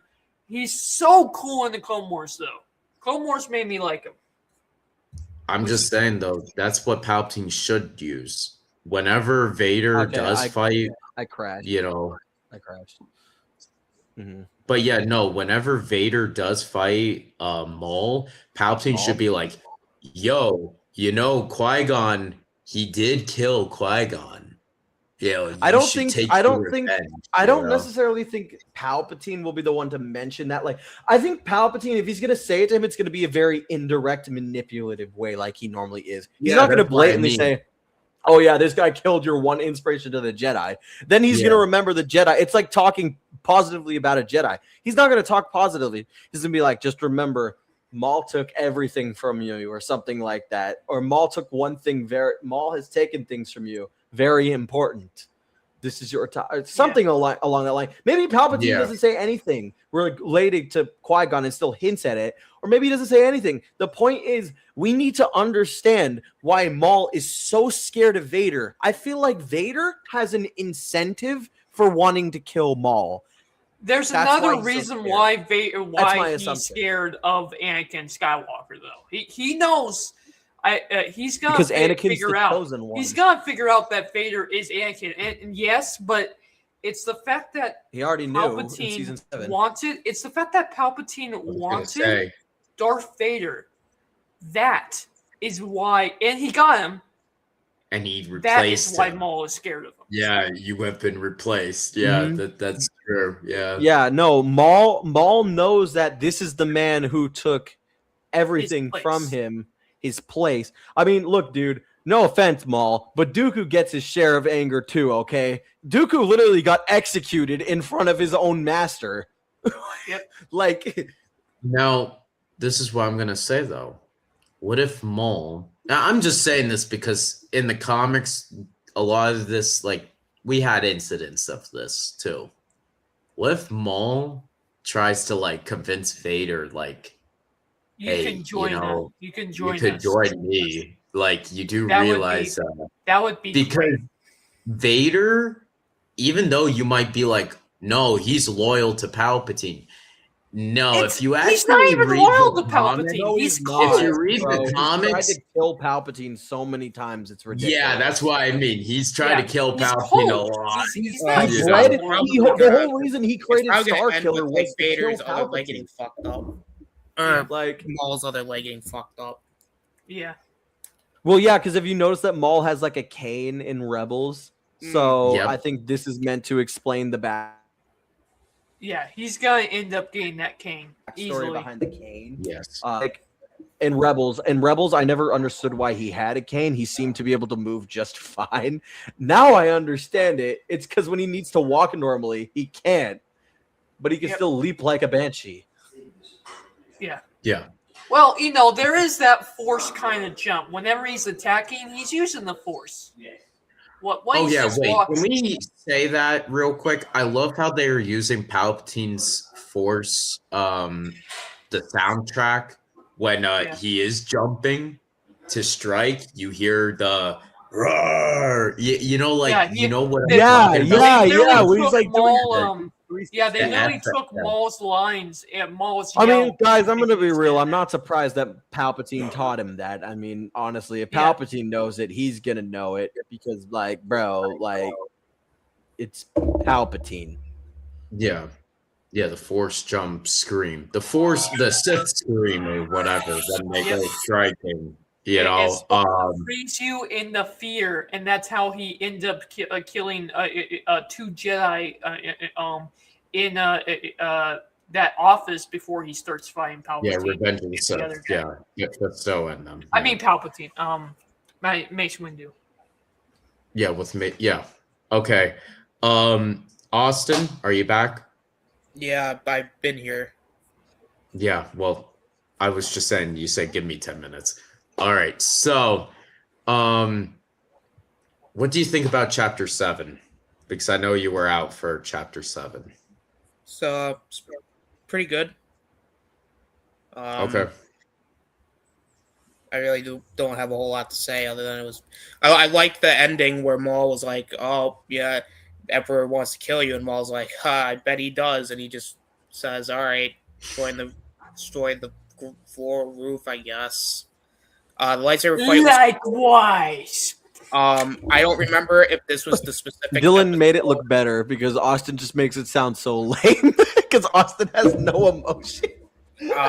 I don't know specifically. I don't know. Was this the episode? Was Chapter 7 the episode where the bounty hunters were like, "All right, well, we're not getting paid, so fuck Yeah, you." that was episode 7. Yeah. All right. Well, No, I kind of dude, like that. that they Austin, you can't tell me you didn't find it kind of funny when they just blew up within No, 2 I did. minutes of I them thought it was taking really off. funny. I Dude, that was bust great. out laughing, dude. I Same. busted out So laughing. I'm like, deserved, bruh, bro. you guys got So 5 deserved. feet. Dude, guys, let's recreate that, but with Omega and Neil. Yes. Omega and Neil. Nail in the same ship. Omega, Neil, Holdo, and Rose. How about that? Just all Yeah, the Put Put force. Neil and Omega in that ship, and let's just take out Neil and Omega right now. Let's just Yep, load them in the absolutely. ship and recreate that scene. Yep. Mostly Neil, absolutely. though. If Omega lives, I don't care. Neil needs Oh, Omega, to die. no. I Omega hate does you. not Holdo live. needs to die. Anyhow, I had to pause this entire stream just to talk about my hatred for Neil. We can resume now. I hate Omega, so it's okay. Shut up. Hey, No, you don't. what's You up? love her. Lower Don't lie. cap is- That's one of my fans. That's one of my fans, or one of my hunters. One of my newer hunters. Chapter 7 We'll was say cool. hi. Yeah, okay. Now chapter 8, we were just talking about, so basically what happened in this episode? I mean, we were like talking about Mole's trauma, but okay, so We Mole, went a little off topic, guys. It's all right. yeah, A little bit, yeah. So Mole basically in this episode, he got he's over here, he's limping and he's fighting, and it keeps on replaying in his head like intrusive thoughts about Palpatine. You have been replaced. The Emperor wants you dead. Marok's words is echoing through him. The Emperor wants you dead is the line that seems to be bothering him more than any other line. That line is really bothering. And then he says it blatantly. I was the one that was meant to do this. I'm the one who was bred for this.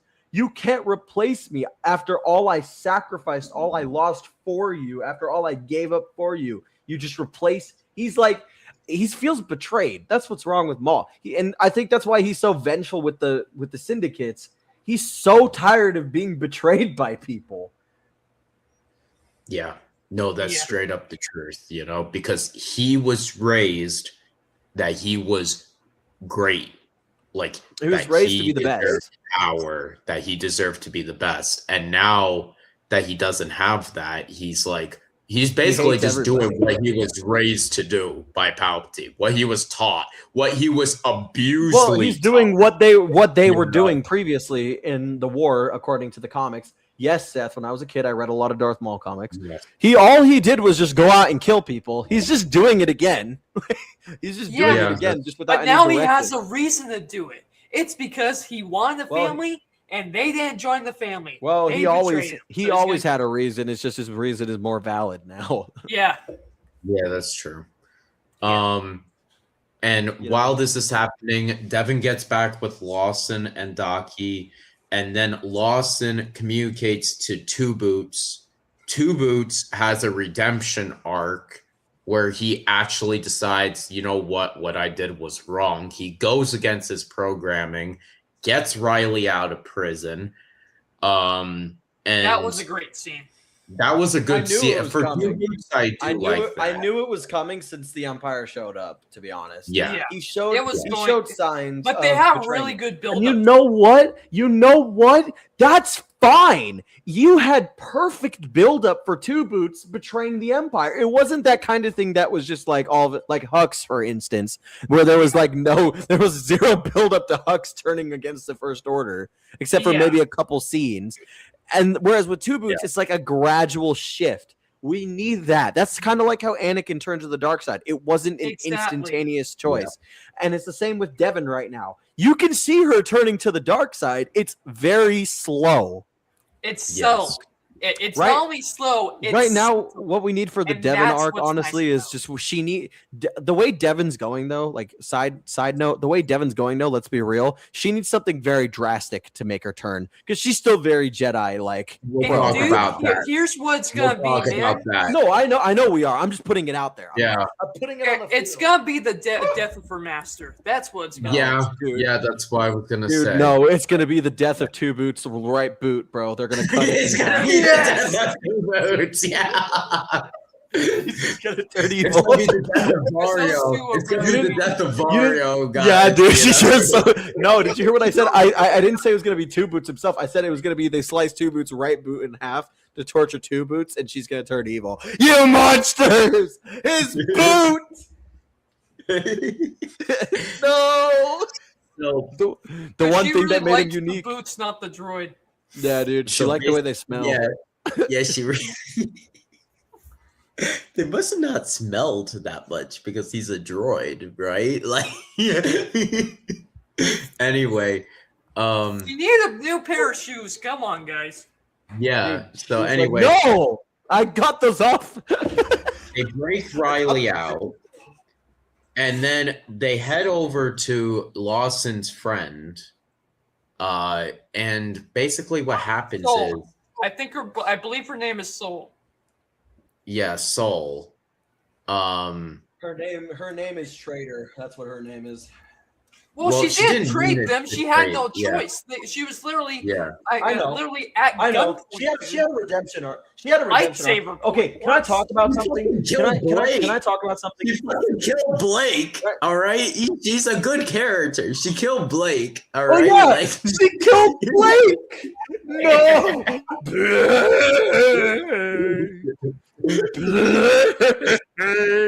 Dude, she right killed when we got Blake. introduced to Blake. Blake died.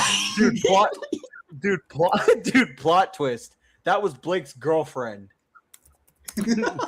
just like the real Blake, this one backstabbed him. Just like the real. Oh my god. Anyway. Look, we're not friends with Blake anymore. I'm just saying the truth. we're goofing on our buddy Blake. He was always a good guy. So Steve. So anyway, I actually want to talk about the chase though.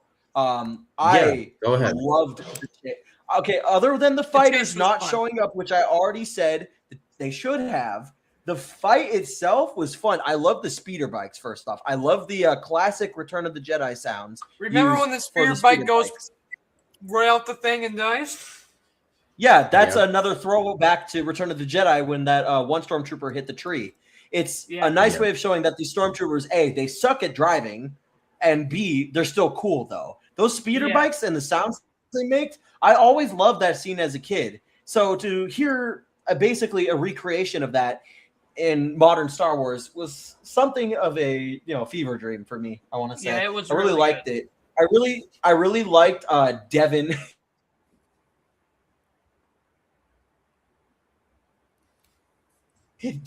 Using how did they take out the gunship? To get that gunship, I forget. Oh yeah, so basically what happened was she drove the car into the tunnel and it tried to follow her and boom, it bumped into. Okay, so it was literally just a recreation of Mando season 3. Got it. Yeah. Remember Docky? No, this is what happened. Docky legit used the force to throw one of the speeder bikes right into the roof of as a distraction, and then as it was falling, it hit the top. Man, Docky's just killing people left and right, bro. Docky's real. Well, at this point, what he's gonna do? He's gotta survive. Yeah, you say that, but he's over here like, no, we can't steal food. Like, I'm sorry, but I think eat food, steal food, or get arrested by the actual Empire, who is probably not going to just feed you. So you think stealing food is worse than killing people? It's the Empire. I'm back. It's the Empire. I disconnected. Okay, look at this way. Kill the people who are going to try to torture you to death or steal food. It's Docky. Docky's going to try to torture them to death, dude. Docky used a speeder bike with a person inside to kill an Imperial. Docky's killing people left and right. He's the villain. Entire gun He's the real by villain. the way. He's the real villain. He's the real. Yeah, he sacrificed someone else. Wow, the Jedi really said took sacrifices need to be made for the greater good to a whole new level. Sacrifices need to be taken to a greater good. Yeah. But then he also says about to Devin, hey, we don't do that stuff. We're Jedi. We don't do that stuff. Hey, Devin, we don't do that stuff unless it's me, okay? Yeah, I really enjoyed the little argument in the car about, hey, isn't this car a little flashy? And she's like, yeah, it's flashy, but it can do this, and speeds right off. Yeah, bro, what is she supposed to get? It's a speeder chase, not a discreet action. Like you're not trying to hide, you're trying to run. You're not trying to. You're gonna get the fastest thing you have. Yeah.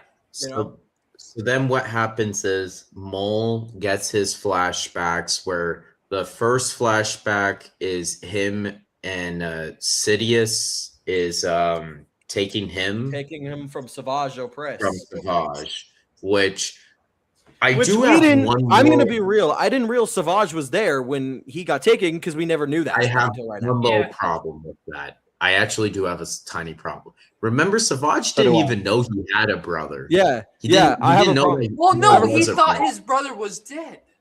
Well, Oh yeah. No. To be fair, true. He did say that in the Clone Wars. He said, "My brother's dead." He said, All of Oh his yeah, brothers. that All is of his true. brothers. It's He his said that. entire Remember, clan. he had two brothers. There were three. There was him, Savage, Mole Savage, and the other guy. Remember Yep. the other the guy? other guy that died in Clone Wars. Yes. Yeah. And I find it nice that when the Night Sisters worked on him, they let him keep his memories of his brother Maul, but they wiped his memories of his other brother and just let him kill him. Yeah. He's like, that's the irrelevant brother. He can die.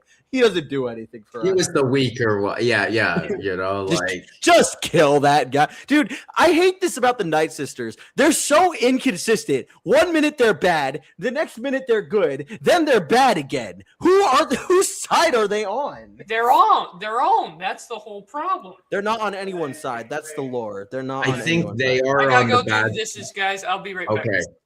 Dylan's Well, they're on 28. the- He doesn't need to do the dishes, Dad. Sorry. I think he is on the bad side. Well, they're on the bad side as of Ahsoka season 2. We know that with Thrawn and all that. But Yeah, once again, they're evil again. Yeah. Once I was again. gonna say, Once once again. again they're bad. Once again, we're at so- war with them. Don't worry. By season 3, they'll be good again. They'll go back.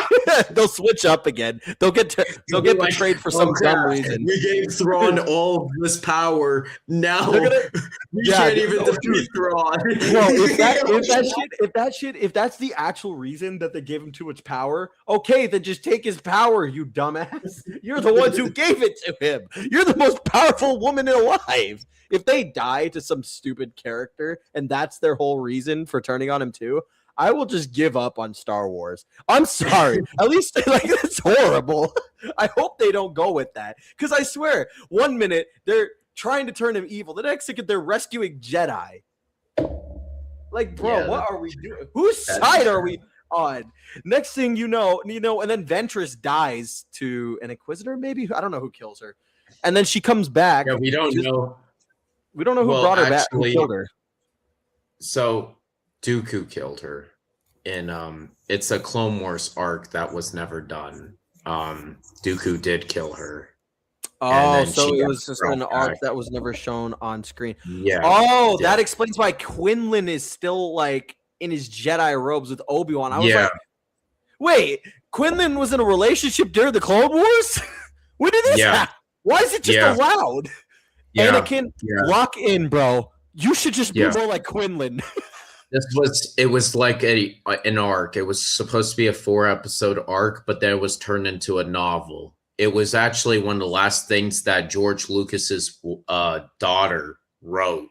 Dude, Yeah, honestly, George's own it's just- daughter it's just- wrote no, the what's story, funny to me you is know? that Obi-Wan was there and was just completely fine with it. So now more of a reason Anakin should have just said something about boning Padme until she had kids. Like, bro, he's already chill with Quinlan Vos and he barely knows Quinlan Vos. Especially because of we definitely knew that there was a thing with Obi-Wan and Satine. Yeah, That's and just the like thing. Obi-Wan, So, Satine, they were already in love at one point, and then they're in love again. Obi-Wan can't hide his feelings towards her, and now when he finds out that Anakin's into Padme, he's not bothered by it at all. He's not even remotely surprised. He's like, "Oh yeah, I pieced this shit together a long time ago." Yeah. So why are we suddenly bothered? Okay, why are we talking about this? This is so unrelated. Yeah, I was gonna say, let's get back to chapter 8 though, real quick. Dude, let's talk about the Okay. Austinator. That's what we should talk about next. So- Let's have an hour Yes, discussion about Austin. the All right. So we saw the trauma, then we got the Clone Wars flashback. Well, actually, no. This is the one that I love the most, is that Palpatine is training Maul how to, defend with the lightsaber, and Maul sucked, and he then electrocutes him to be better. And that just shows the trauma and the abuse. Like, you're not good enough. He's making fun of him. Like, you're a fucking pussy, Maul. You're not worth this. Be worth it, and all that. I love that. And then we get all the other stuff. we saw like Darth Maul. I mean, not Darth Maul. Sidious kills Savage. You must have your revenge and all this stuff. And then Maul does finally be like, look, I need to kill Sidious. And I love that. I love that, all of that. And then he reunites to his gang. And then Vario at the end says, hey, look, I just got a communique. Dryden Voss of Crimson Dawn wants to talk to you. And I love that because I'm like, yes, yes, yes, yes. We're actually getting the Solo story that, they were saying up, Yeah, I was like kind of worried they weren't going to do that. I don't know why. I had the sinking suspicion that we weren't going to get it. And now they've surprised me. Yeah. I don't know. I just have little faith when it comes to Disney putting out stuff we actually want to see. So bite me, bro.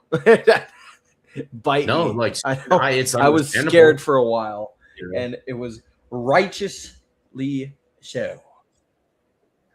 Austin, like, bro, I was like, bro, you're showing Dryden. You guys better not forget the last moment to show him. Yeah, dude, Austin's just listening to my rant. He thinks I'm too cute to talk. Yeah, he's actually AFK then. Okay, I had to test to see if he was actually AFK, and he is. I was gonna say, Austin, is that true? See, he is AFK. He's not paying attention at all. Oh no, Austin. I was just saying Austin's not Austin. We were just saying that you're not talking because you think I'm incredibly hot and you don't want to interrupt me. Well, don't mind us. I can't confirm nor deny. I can't. Okay, Austin, what did you think about episode 8, though? It's pretty good. Maul having his little oh god, no, like vision thingies because he's going through post-traumatic stress. I thought that was pretty cool. The escape thing, and then it's revealed that's all a trap. I thought that was pretty cool. A pretty good episode. I don't really remember any of it because I watched it on Monday and I don't remember what happened yesterday. So yeah. POV, dude, I'm just like Darth Maul when it comes to 2025 or 2020. I'm just like grabbing at my head, freaking out in horror. It's like reliving 2020. Someone's gonna have to make an edit of that. Excuse me. Someone will make an edit of that eventually. Watch. Okay. So with that being said, though, I would give episode 8 this is an 8.5. It's not a 9. I give it an 8.5 as well. Yeah. Yeah. And with that being said, guys, I'm now gonna start a poll right now. For everyone, which episode of Mole Shadow Lord has been the best so far? Oh, that is 5 through 8 right there. Oh, you meant just these 4? Okay, that makes it slightly easier. Slightly. I don't know how I'm supposed to use this poll. How am I meant to click anything on the poll? Dude, my favorite episode was when the Austinator came in and started doing the Mandalorian dance while they were fighting in the background. That was the best episode. Yeah. Is it on the live chat? I think so, because I don't think is I it in the live chat or is it not? I see. I mean, I see it on my screen, but I see it on my screen. No, I see it on the screen.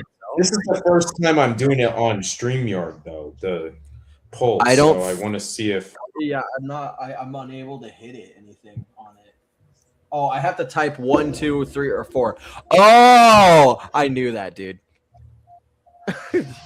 I knew that. Wait, let me actually try that then. 1, 2. It says type 1, 2, 3, or 4. Oh, it does work. Oh, it works. It does work. Oh. Okay. Well, if you're gonna ask me for my favorite episode of all, that's actually pretty cool. Now that well, I mean, if you're gonna like, I'm not doing this because you voted this. You stole my vote. So. No, but that's cool though. That's cool to know for now on. You robbed me. You robbed me, Sethicus the Wise. Yeah. I'm gonna turn into Darth Maul. All right. Now. I'm gonna go on my villain arc. So, I'm gonna kill everyone. with that being said, guys, I'm actually gonna I'm gonna let the poll up, but we're gonna get into the other smaller topics now. Okay. Bro, why did you hide my face? No, wait, hang on. Okay, We'll there we do go. that. How about that? We'll hide Dylan because Dylan's eating. Okay. Let's talk about the original Mandalorian season 4 plan. Okay. So I'm gonna basically recap with what we found out according to Jon Favreau, aka the director of the Mando and Grogu movie. He's also the head writer of it with Dave Filoni, and also he wrote all 3 seasons of Mandalorian, and also he's Boba happy. Fett. So, yes, and also he's Happy Hogan. All right. The original Mandalorian season 4 plan was, and of course my mom decides at 10:30 Mom, at get night out. to vacuum. Anyway. Mom, you son of a. Anyway, so the original plan, apparently, we all thought that Mandalorian and Grogu, the movie, was just they converted season 4 into the movie. That's kind of what we were That's thinking. not true. That's not true. Apparently, Jon Favreau said he had to rewrite it from scratch. He had to completely scrap season 4. Seth, I want you to ignore the most recent comment in the comments. Please ignore that. Okay. All right. Season 4 was originally apparently very tied with Ahsoka season 2. Apparently, Grand Admiral Thrawn would have been the main villain of Mandalorian season 4. Mm-hmm. That is what we found out. And, that's basically the big thing. And also Boba Fett was supposed to be a major character too in Mandalorian season 4. I would have honestly liked to see that. Truth be told. Trent Briggs. Who is this guy? I don't think I know who that is. Is that one of mine or is that one of his? I'm sorry, guys. You guys are coming on 2 different streams. It's my stream. I have a Discord server. I can put it in a community post. Let's focus on the topic we're talking about here, guys. Yeah. I'll drop that onto my community post on this channel right now. So if you want my Discord, go join through that. Anyhow, let's give this man the attention he deserves. Well, I was gonna say though, I understand why Jon Favreau though and Dave Filoni decided to rewrite it, and it's mainly because this movie is supposed to kind of like be for the hardcore fans like us, but also it's supposed to be for casual people. Casual people don't know about Grand Admiral Thrawn yet. Than what's necessary. I think it's getting excessive amount of hate. Yeah, it is the Mando and Grogu thing. It's supposed to be made for casual fans to like get into it a little bit more, and it's supposed to be very standalone. Welcome back. Hi, Dylan. We're talking about the original Mandalorian plans about like. Oh yeah. By the way, so my rating for episode 7 is I believe it was 8 out of 10. In episode 9 out of 10. Just want to reiterate that. Here, I'm gonna show this quickly. Dylan, type in the chat. Type in the chat. You could type 1, 2, 3, or 4. Your favorite episode from Maul Shadow Lord. It's simplistic. Yeah, it's here. I would put it in the chat, but it would put my Discord server on his chat as well. So it's a slight problem with that because I'm streaming his stream to my channel essentially. That's how it works. To get as many views as possible. But the server is public now. It's made in a community post. Yeah. All right. Dylan, you're frozen in the most odd position I've ever seen you. You know what? I'm screenshotting that. And I'm sending that to him. Dude, I'm screenshotting that right now. Dude, Dylan looks Dude, like I'm in your chat and there is no poll. No, dude, it's on screen. It's on the StreamYard screen. Put it back on screen, Sethicus. All right, there we go. Oh, And then you type in the chat. What, Dylan? You need to see what you look like just now. I'll send it to Seth as well. It's just funny, bro. 8? No, Dylan. The options are 1, 2, 3, or 4. Not like that's not like the episode title. There's only 4 options on the screen. Which episode of Mole Shadow Lords has been the best? So, well, episode 8. Yeah, so you have to type And number 4 4. to put episode 8. Okay. Because there's 4 options. Yeah, Now because he honestly, gets it. There we here, go. I'm gonna do this as just an example. Okay, I'll type in number 2. Now see what happens.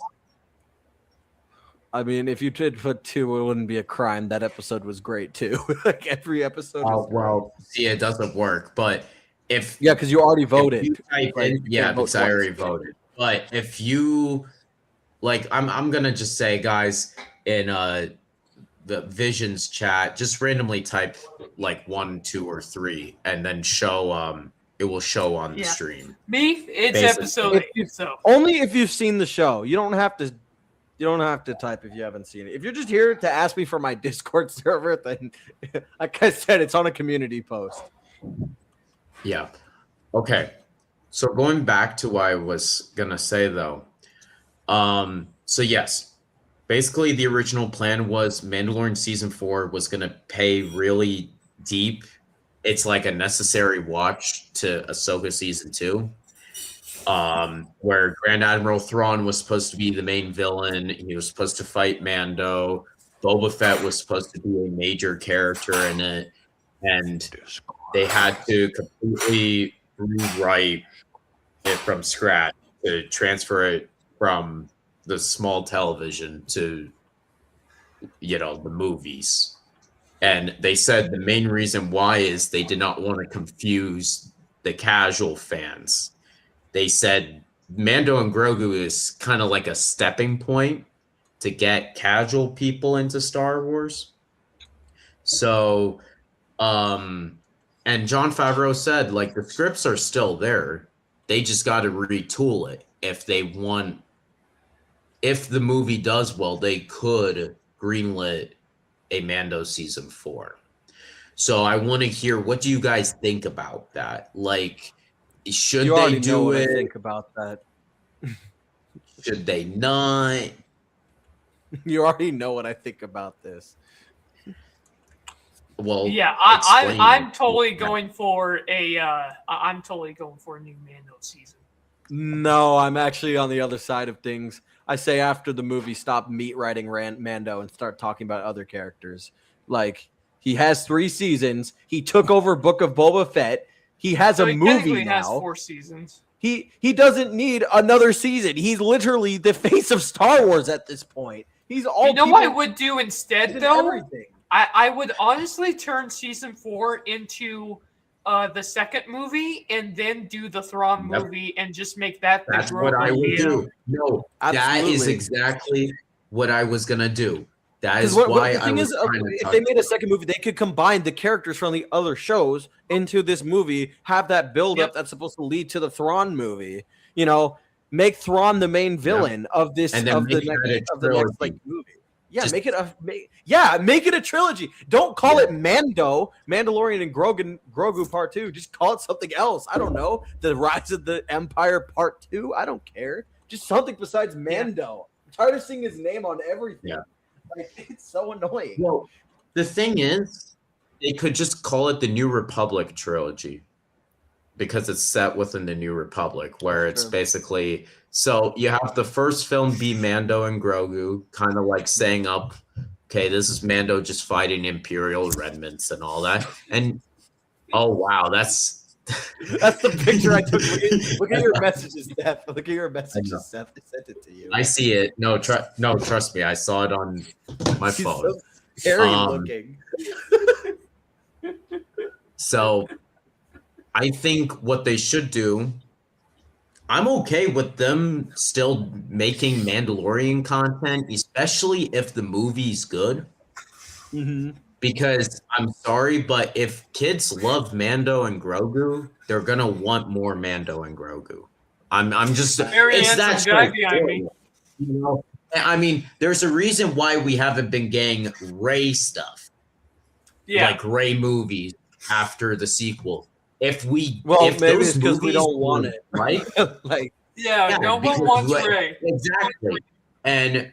But if kids love Mando and Grogu, well, then they're gonna keep on making more Mando and Grogu shows or movies and all that. So yeah, I do agree, I would though. do the season. I would make it a movie, and then I would do Mando movie season 3, and have that be the Thrawn movie.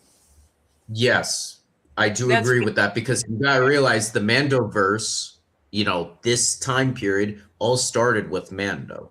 So that Thrawn movie, Mando Should be a should Mando die. movie. Mando should sacrifice himself. Din Yeah. Mando Djarin should needs sacrifice Mando needs to go out. He's had too much time on screen, and I feel like if he doesn't die, they're gonna turn him into the next Wolverine, where he's essentially not allowed to die.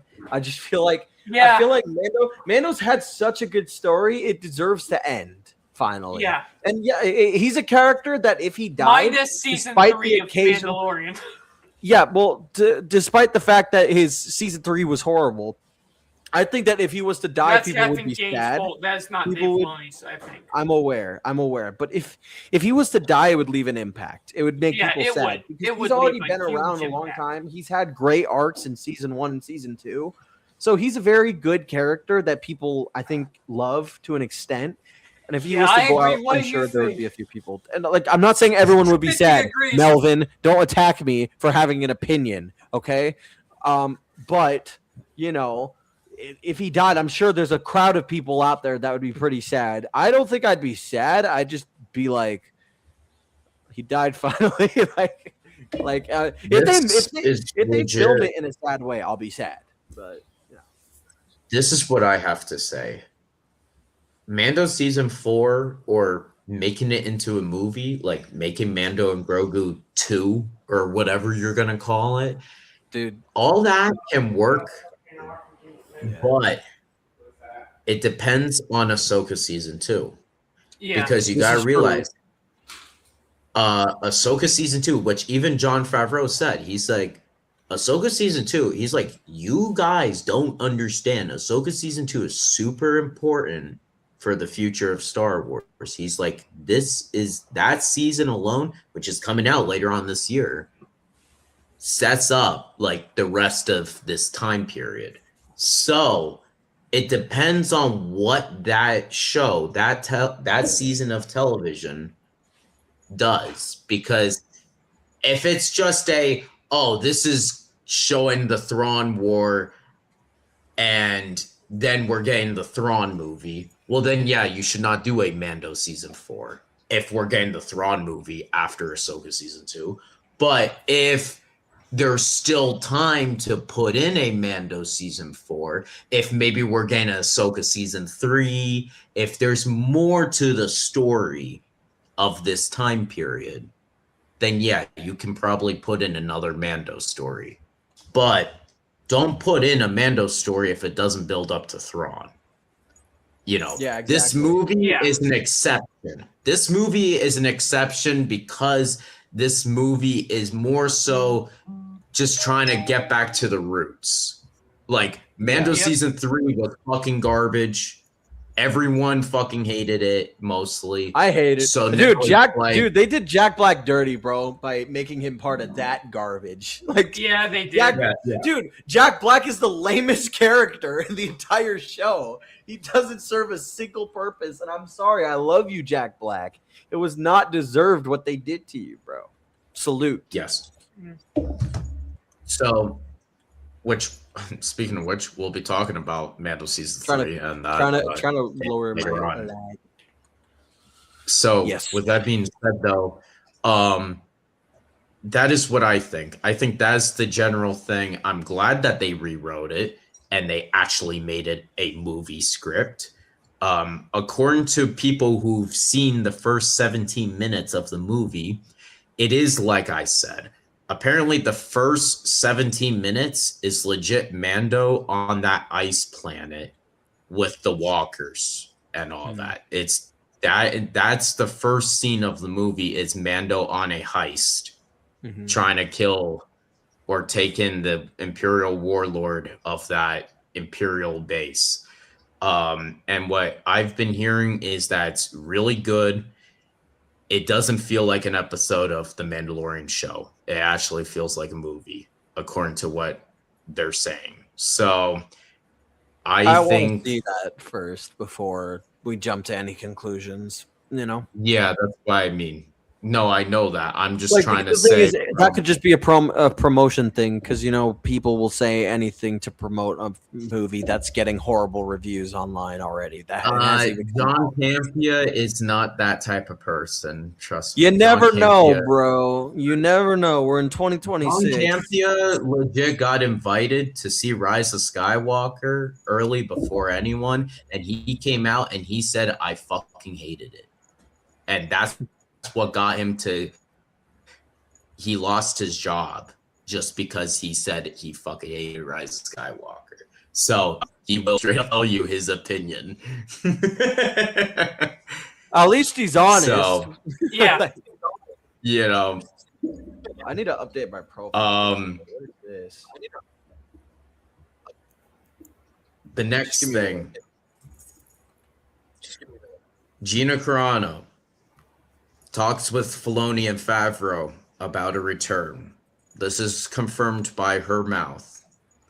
She has recently, within the past 2 weeks, actually talked to them because it is part of her winning her trial that Disney does have to give her back her job or some type of role. Yeah. Sucks to suck, Disney. So, with that being said, again, if they do a Mandalorian movie, like a second one, or if they do a season 4, or if they even give her back her original show, Rangers of the New Republic, or throw her in the Thrawn movie, I'm perfectly fine with that. That's where she should shine. She shouldn't be a part of the movie for the any other characters. She should show up in the Thrawn movie. Because I'm gonna be real, I don't care about her character that much. She hasn't made much of an impact for me. So if she's there, she's there, and if she's not, she's not. I don't care about her character.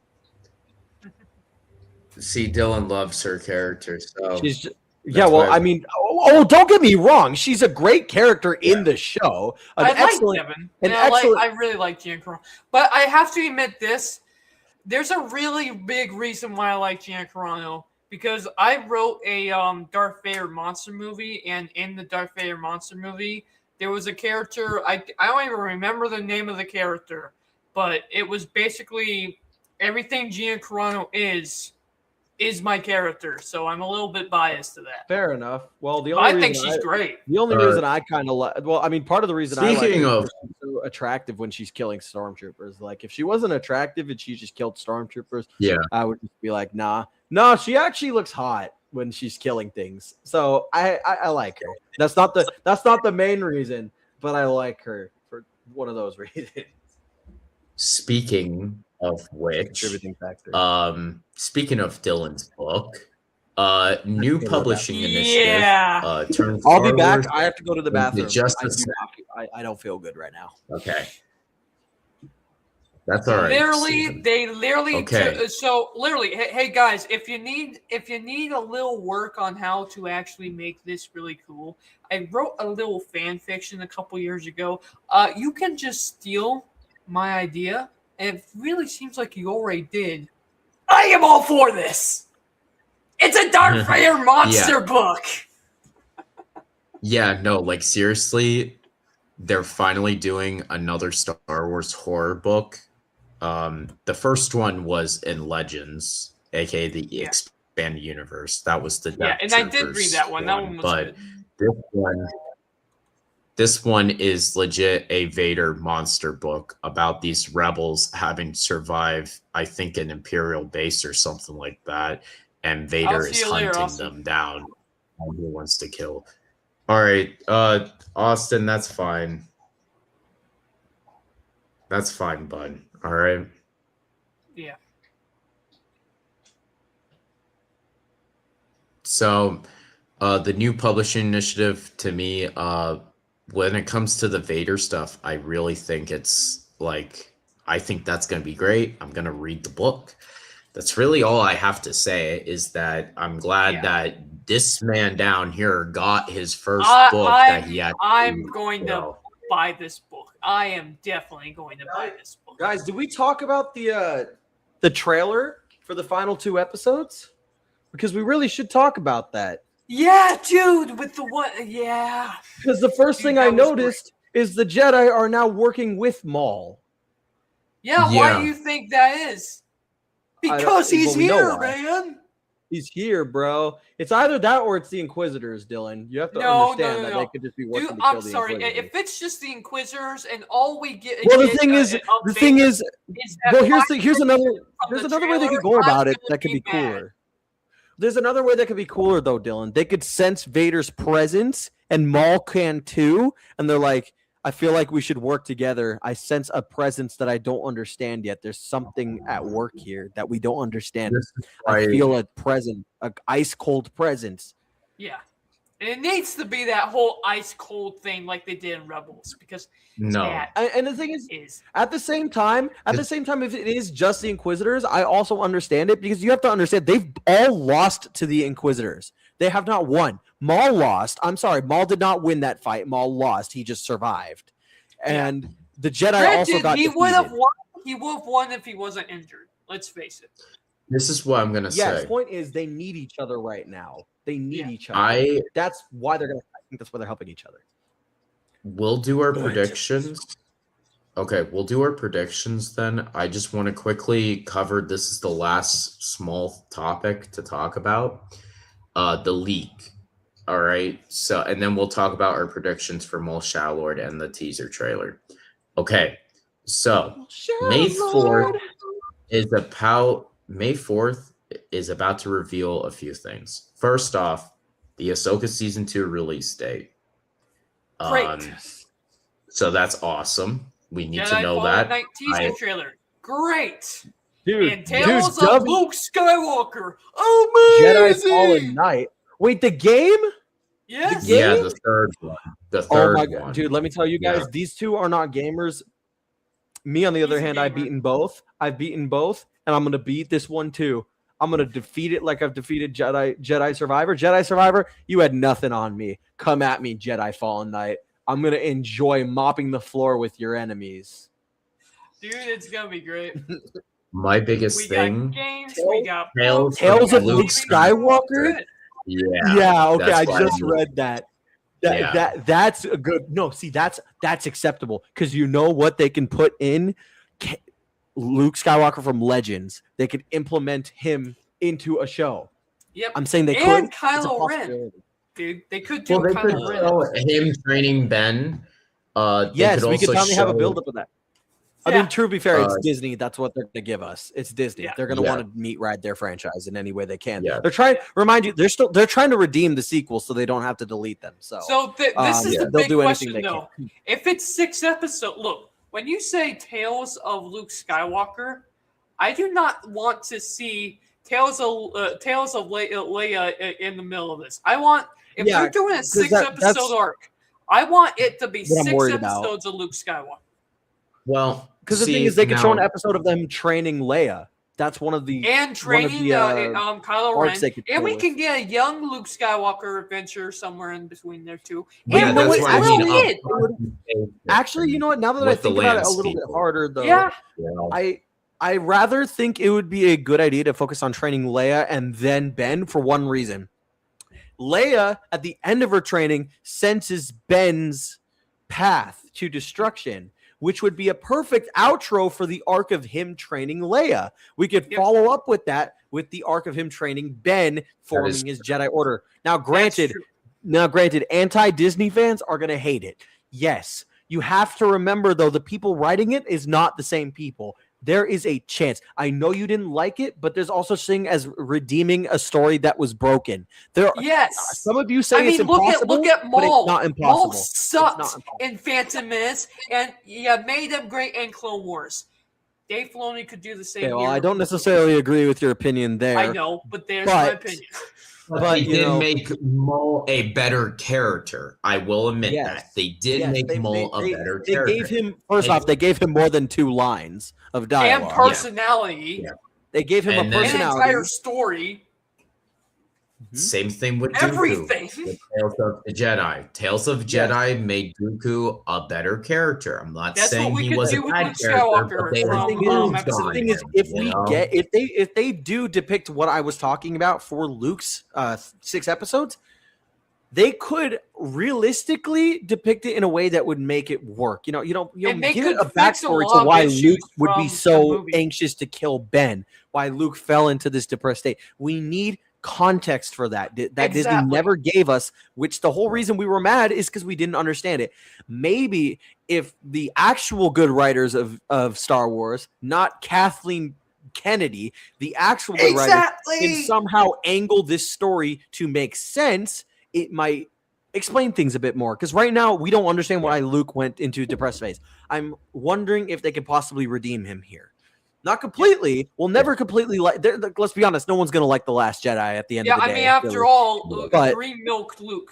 Come on.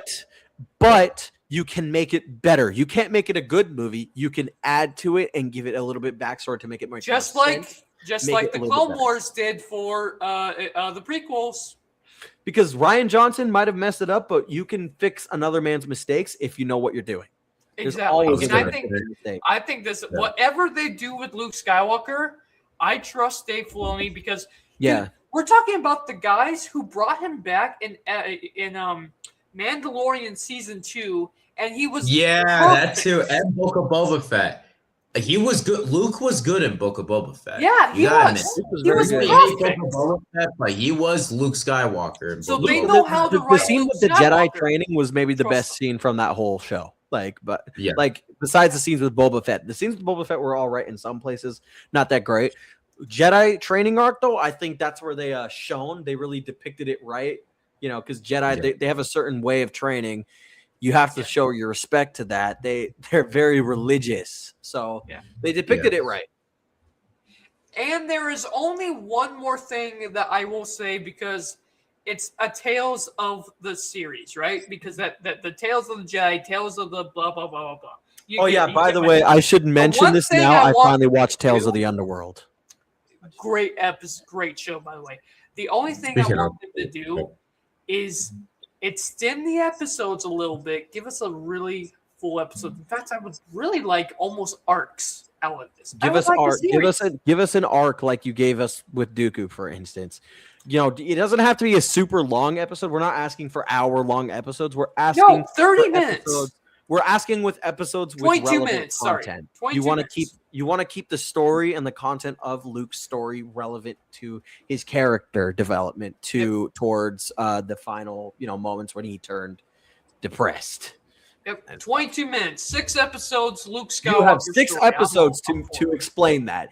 Don't F it up. Assuming it's 6 episodes, what if they only give us 3? I would still be happy. No, 6. What if they give us better? What if instead?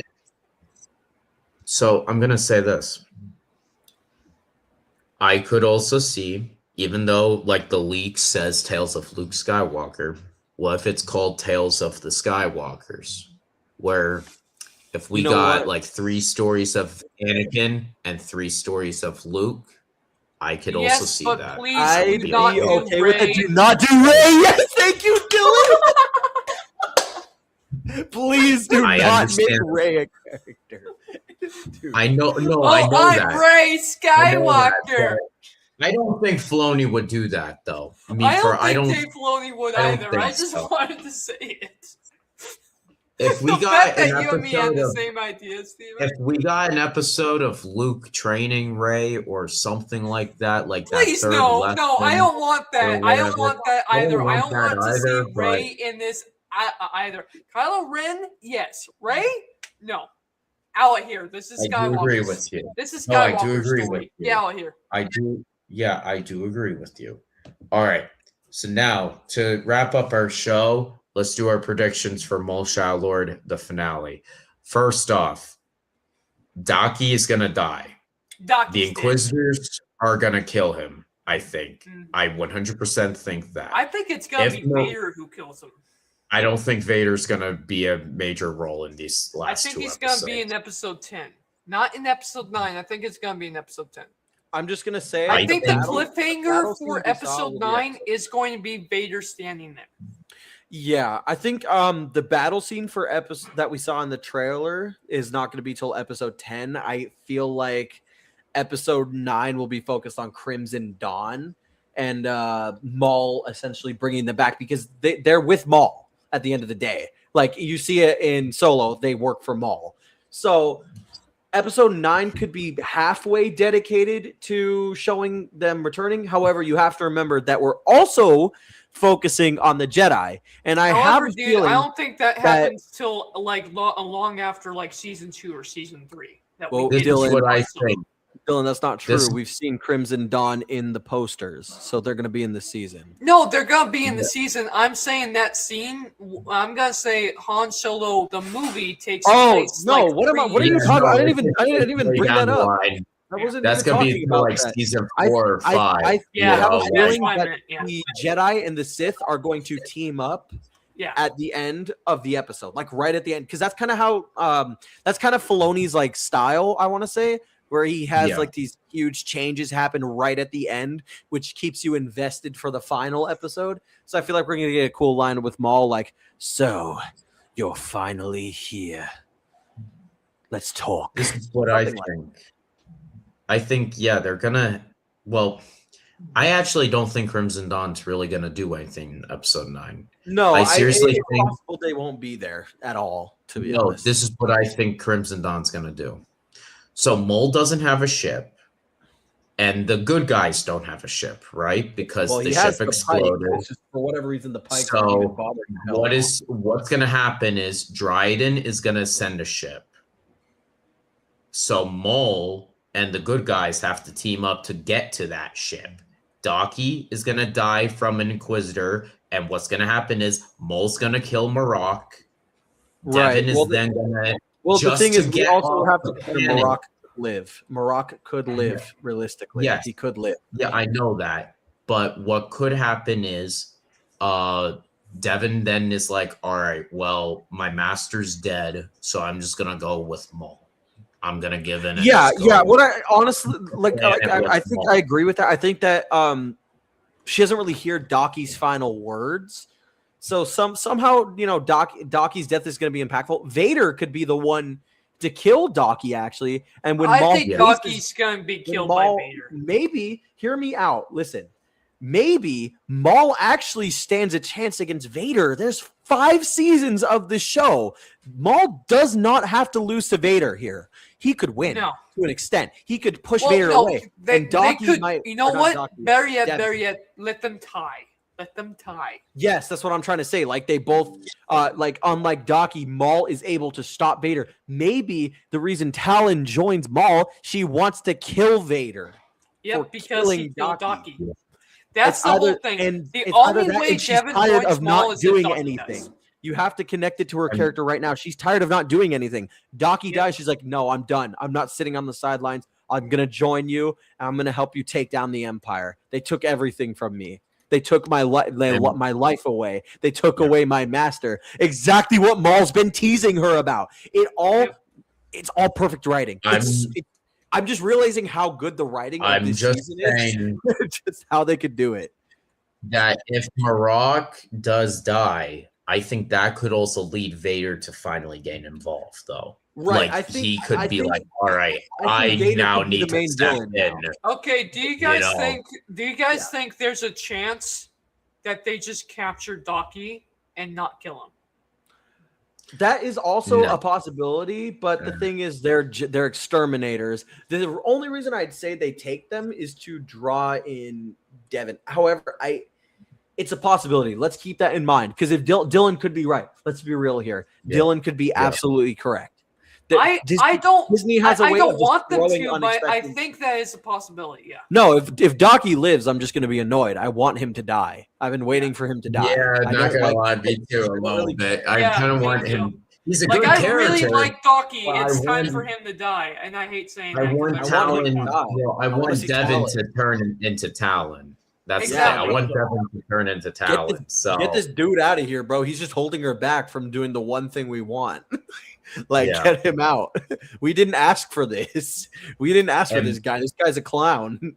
basically, how the show would end would be Mole, his crime syndicate, and Devin are in the they're on the ship, the Crimson Dawn ship. Then they arrive. They meet with Dryden. Maybe Mole gets his own office or something Yeah. like that, and then he's like, "I'm now gonna train you." Here's The another correct way comment of how I to do survive. want to make. You know, When the mall is assaulting that one building in that episode we saw in the trailer, where are they? Who are they attacking? It looks like the prison. You know what could have happened? By the time Blake died and the police betrayed them, they could have dismantled the police force because the police force is a traitorous force. Even the droids aren't loyal. They might have dismantled it and turned the essentially the prison into an Imperial fortress, which is why you see walkers guarding it. You see stormtroopers. It's either that or someone's being held captive. I don't know. it's either that or they're just trying to get to a location. Right. to a It's ship. like I'm trying to say there's a billion possibilities. Remember, we had predictions for Ahsoka season 1 and none of them came true, Seth. So there's a possibility every single one of our predictions here are wrong and Disney finds a way to piss us off. They've been known Or to do they that could before. actually, I don't know, do something that we don't even think about and actually make it better. I don't know. Dude, I know what That's a they really could do. slim Guys, chance. hear me out. Darth Vader gives Talon her tattoos. That'd be crazy. I got it. Especially Palpatine here. is gonna show up, and Palpatine is just gonna be like electrocuting Mole again. He's gonna be like, "You're No, such a I feel like fucking glorious realistically, bitch." actually, I think that's gonna come later in later seasons. No, I do think I know that, but no. Then he's gonna be like, "Now I'm gonna take you to Coruscant, and I'm gonna convince you." And then what he's gonna do is, "Hey, look, Mole." And Mole's like, "Yeah, Dad. Well, sorry, bud, but you're a you bitch. yeah, but you're a fucking bitch." Yeah. No, I'm not my master. Shut you the still fuck have up. it. You still have the mall that we got you. Yeah, I do have Mole. Dude, do you want to tell them about Pre-Vizsla?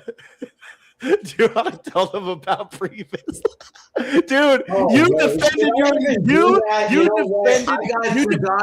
right dog. here. Come on, Rock. You defended this dickhead for so long, and what's the first thing he does when he's left alone? He devours Vizsla, except for his head. Everything else was gone. All he left was his head. Rocco. He also chewed up Hux, my Hux figure. He Oh chewed yeah, up you were it. in rain. Hi Rocco. Hi buddy. How you doing, man? It's a very cute dog. You son of a bitch. I'm kidding. I'll kill you. I'm going on my villain arc. I guess you hear Rocco going the back. I just see his tail. Rocco's over here like, nah, I'm part of this. And now I see a cat tail.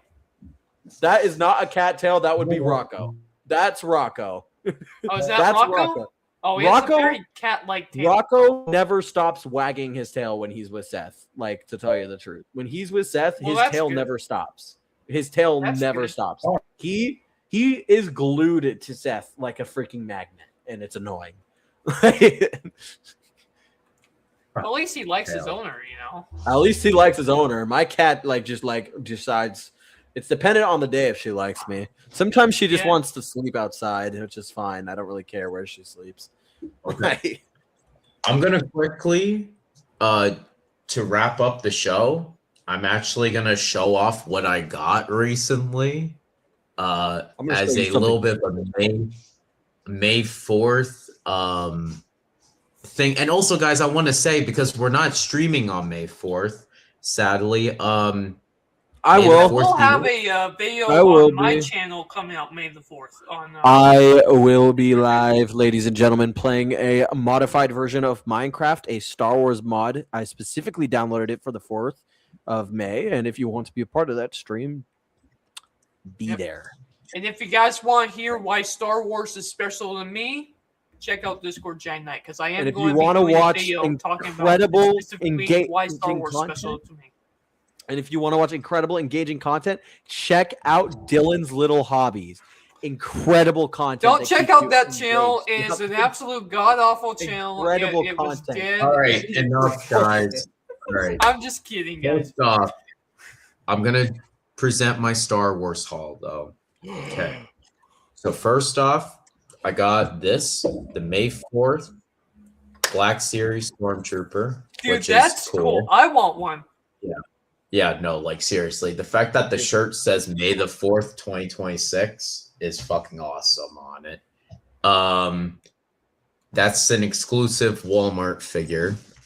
Then I got this cheap ass pillow, which is fun for Amanda.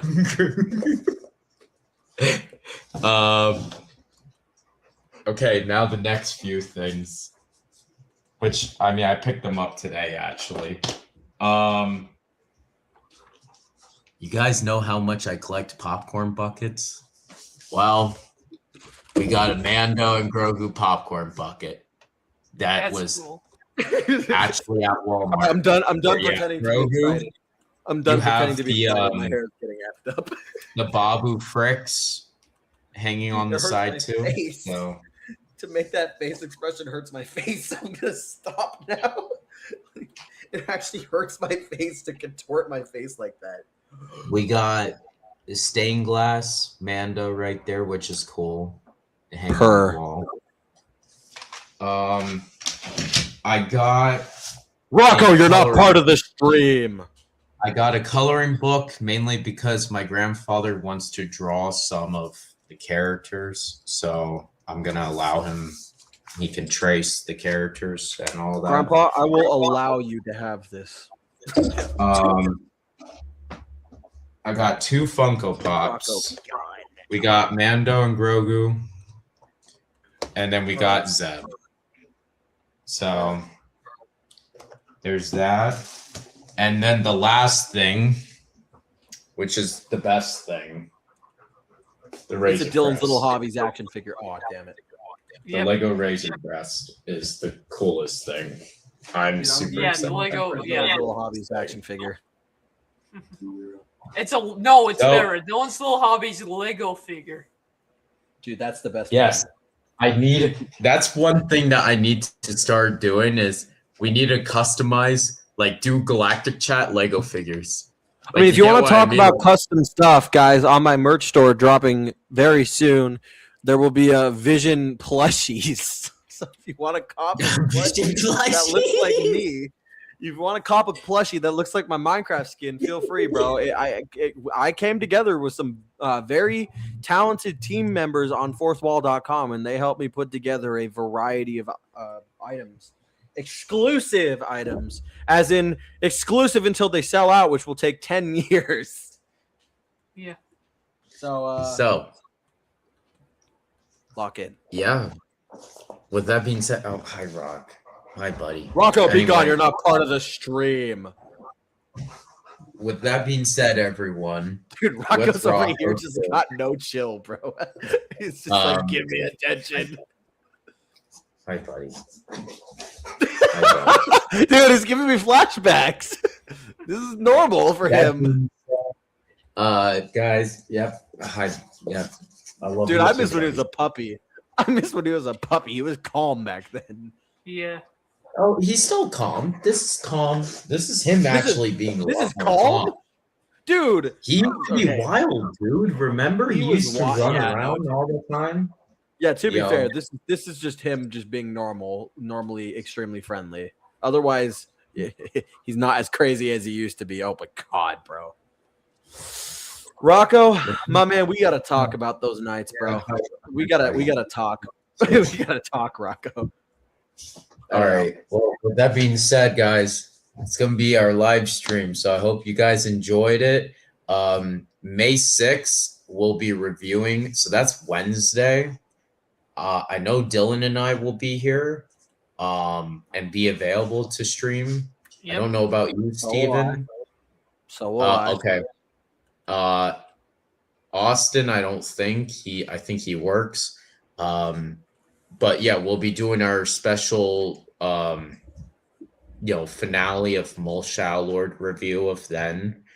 And also we'll be talking about Star Wars Celebration tickets because that day is when the tickets go on sale. And I'm getting those tickets for me and this guy over here. So we're doing it, we're doing it. And trust me, that's a big deal. We are going. That's when Filoni's gonna announce all the new projects and all of that. So with that being said, guys, I hope you guys enjoyed the stream. And may the 4th be with you for Monday. Make sure you subscribe and smash the like button.